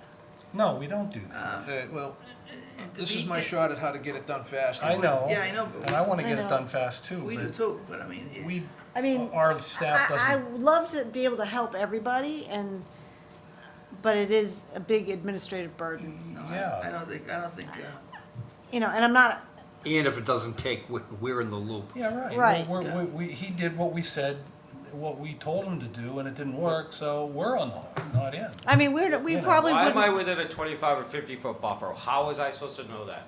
Besides him coming onto my property with his scientific expert and telling me I was. Well, that's, Well, we know Sean, that. that's what you're supposed to. We're defining that. What happens is when you go to do work, typically when you go to do work, part of the process is you hire an expert to go out there first, find the line, delineate the line, and then your surveyor comes out, picks up the line on a plan. Yeah. And then you lay the work It out. was a See- $500 project. I see what you're saying. I just, It's more money, but see, that's what I mean, you kind of put the cart before the horse, and Yeah. we're trying to help you out here, kid. Yeah, That's- we're trying to help you We're out. trying to help you out, that's all. I think it's more appropriate to have a wetland scientist specify the restoration Yeah. plan. Well, at least I a- mean, a- we a could, bi- a I'm biologist happy to come to an agreement with the wetland line. Well, typically what happens then, is, you know- the wetland consultant proposes a restoration Right. plan, and Amy and Taylor will review it, and Right. if they agree with it, then they agree with it. If they want to make some small changes and tweaks, they do and that. it's twofold in this one, not because I know the family, I don't wanna make it a onus to them, but it's conceivable that we're talking about two different parcels of land. All right, how about this? Yeah. Let me propose this, because it's getting late. It is. What about if we just give them a list of 5 names, There you go. 4 names, 5 names of people that are qualified to Yeah. do a restoration? They don't necessarily have to be wetland scientists, it could be a always do. biologist, a botanist, a landscaper, anybody that has some knowledge of the species, and he can choose which one off that Okay. list and come in with a restoration plan. How about that? Okay. We'll give you some choices. You can shoot a little buckshot. So who's gonna do the line? thanks, sir. Our staff is gonna go out, the agreement is the staff goes out and delineates the line. And he'll go right to restoration. So you're gonna have to put flags. right? Yeah. Yep. Which is okay. I mean, otherwise, you Gonna do could, it you could, anyway. you could do it by the numbers, and it's gonna take it, it'll take a year to get it done. I don't care. We should probably consider also monumenting the 25 if indeed That there is was a requirement. encroachment. Yeah, that's one of the Yeah. recommendations that Amy had. Okay. Hey, I said my say, I'm out. Just normally, like, there's 3 or 4 enforcement orders that we've already done. And the first thing we had to do was get a wetland scientist to define where the wetland line was. There's 3 of them right running on our agenda tonight. And it's unfortunate he didn't know, it's too bad, it's a shame. It happens all the time. It happens all the time. Yeah. So, us sending our staff that's overloaded as it is, to go out and then it's a matter of record that our staff is decided what the line is. It might not be the line. Just do it then. I think we should just do it the way we do it. I've always been a person of consistency, or try to. And, but I'll do whatever the commission wants to do. You've swayed me, Lou. Huh? Your compassionate speech swayed me. I agree. We should do what we always do. We're trying to help someone out. We can to the extent of explaining a better understanding of where the line is and why that 25 is a disturbance. We stop there. With that information, I think the rest of this happens. I hate to say it. Man, I don't like it either. Even hiring the consultant to come up with a restoration plan, they're gonna wanna go out and verify what the soil conditions are, what the hydraulic, where the water table is, in order to select the right species. Even though we tell them where the line is, they're gonna wanna go out and do a little bit more to select the right things. And as much as we'd like to help and, streamline that, I think in this instance, it's Yeah. probably not the right way to do it. I think we'd be opening So- Pandora's box. So we're not You've gonna convinced me go to the otherwise. extent of asking for a surveyed plot plan, but we could do, like good aerial photo with the wetland consultant's you know. I just do an aerial with the soil test. No, but I You can mean, show trade sections. they Here's can, my they can soil. GPS. What is that about? He took soil from me. Well, wetlands are defined by plants, And soil, soils. and water. So did you confirm that that's a wetland or? We a never got that vernal far. pool? Once He you said that confirmed was with it. vegetation and, the trees and things like that. So he's qualified enough to tell me the wetland's there, but Yes. not to tell me what to plant there. Problem is, we can't be No, liable. they're not saying that, they're not saying he's not qualified. They're saying that my idea puts too much It's not our liability on- job. Too much liability on the I commission. think it's, That's what they're saying. My idea. That- puts I got too- you. So, We're That's- conservation staff, we're not wetland consultants, these folks here. and if we Okay. kept doing this, we'd be basically unpaid consultants to the town of North Andover, every resident that needed something done like this. We just don't have the capacity. We have the heart for it, but not the capacity. I mean, if you had, We do, you know, you need but, 6 people on your staff. yeah, I know. So, all right, so- and it does, so. We tried. Yeah. That's all we can say is All right, so we're gonna, So I get to come back, you're saying? Yeah. get to come back. Perfect. So give Wait, them, wait, give Don't run them, away yet, we're not Oh, done. all right. give them, Give my summons? I would say, give them a few weeks, just engage someone, get the Right. wetland delineated, get them, you know, So we and wanna then give the prepare a first plan. meeting In October? Probably a month, at least. All right, You so, gotta give him 4 weeks, and you gotta give him a list of names. all right, Yeah, Yeah. I'll do so that we're right gonna away. give you 4 weeks to retain a wetland consultant. And then, Not to draw a line, but to give me a restoration To, plan. to do all of the above. All of the Consultant's above. gonna do all the above. The consultant's gonna go out on your property, find out where the line is. Put- So hang 4 flag. weeks with that kind of thousands of dollars might not be, I mean, It may I'm a not be school thousands teacher. of dollars.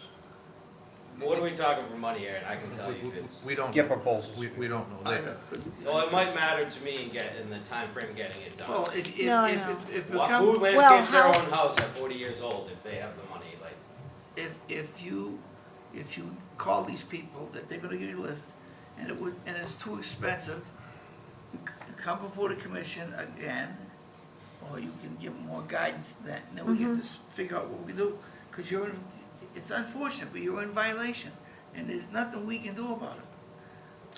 We I got- just wish there was more education to know that I just could cost myself that taking out One- an invasive one- species. I Like, I thought, and I know that wetland's better off from the work I did. From just sitting here tonight for 2 hours, I know I'm gonna restore that wetland way more than it has been for 60 years. Like, you're asking me to restore something that's been overgrown for 60 years. Like, restoration would be putting an invasive vine back, and that's where I'm kind of confused. Anything's better besides that is my understanding of being in this meeting. The wetlands that are natural are good because the native species that are in there live there. You see that picture, nothing lived there but that vine. What you see, what it is two different things. But I don't, we're spending too, but. He doesn't argue that. I think not much lived We there. tried. we should probably ratify the enforcement order as drafted, and that would be my motion. Okay, Okay. we have a motion and a, Second. all those in favor say aye. Aye. Aye. Opposed, that's unanimous. All right, so we'll get you a Yeah, list I'll of make phone consultants. calls and I'll let you know if it's feasible at that time frame. Okay. Thank you. Okay, thanks. All right, next one is. All right, 243 Great Pond Road, What address was that last they're one? in the midst of, What address was the last one? Was that What's that? 657? Yeah, 657. That was 657. Severn Street. Okay, thank you guys. We've got the Great Pond Road one. the Great Pond Road, they continue to,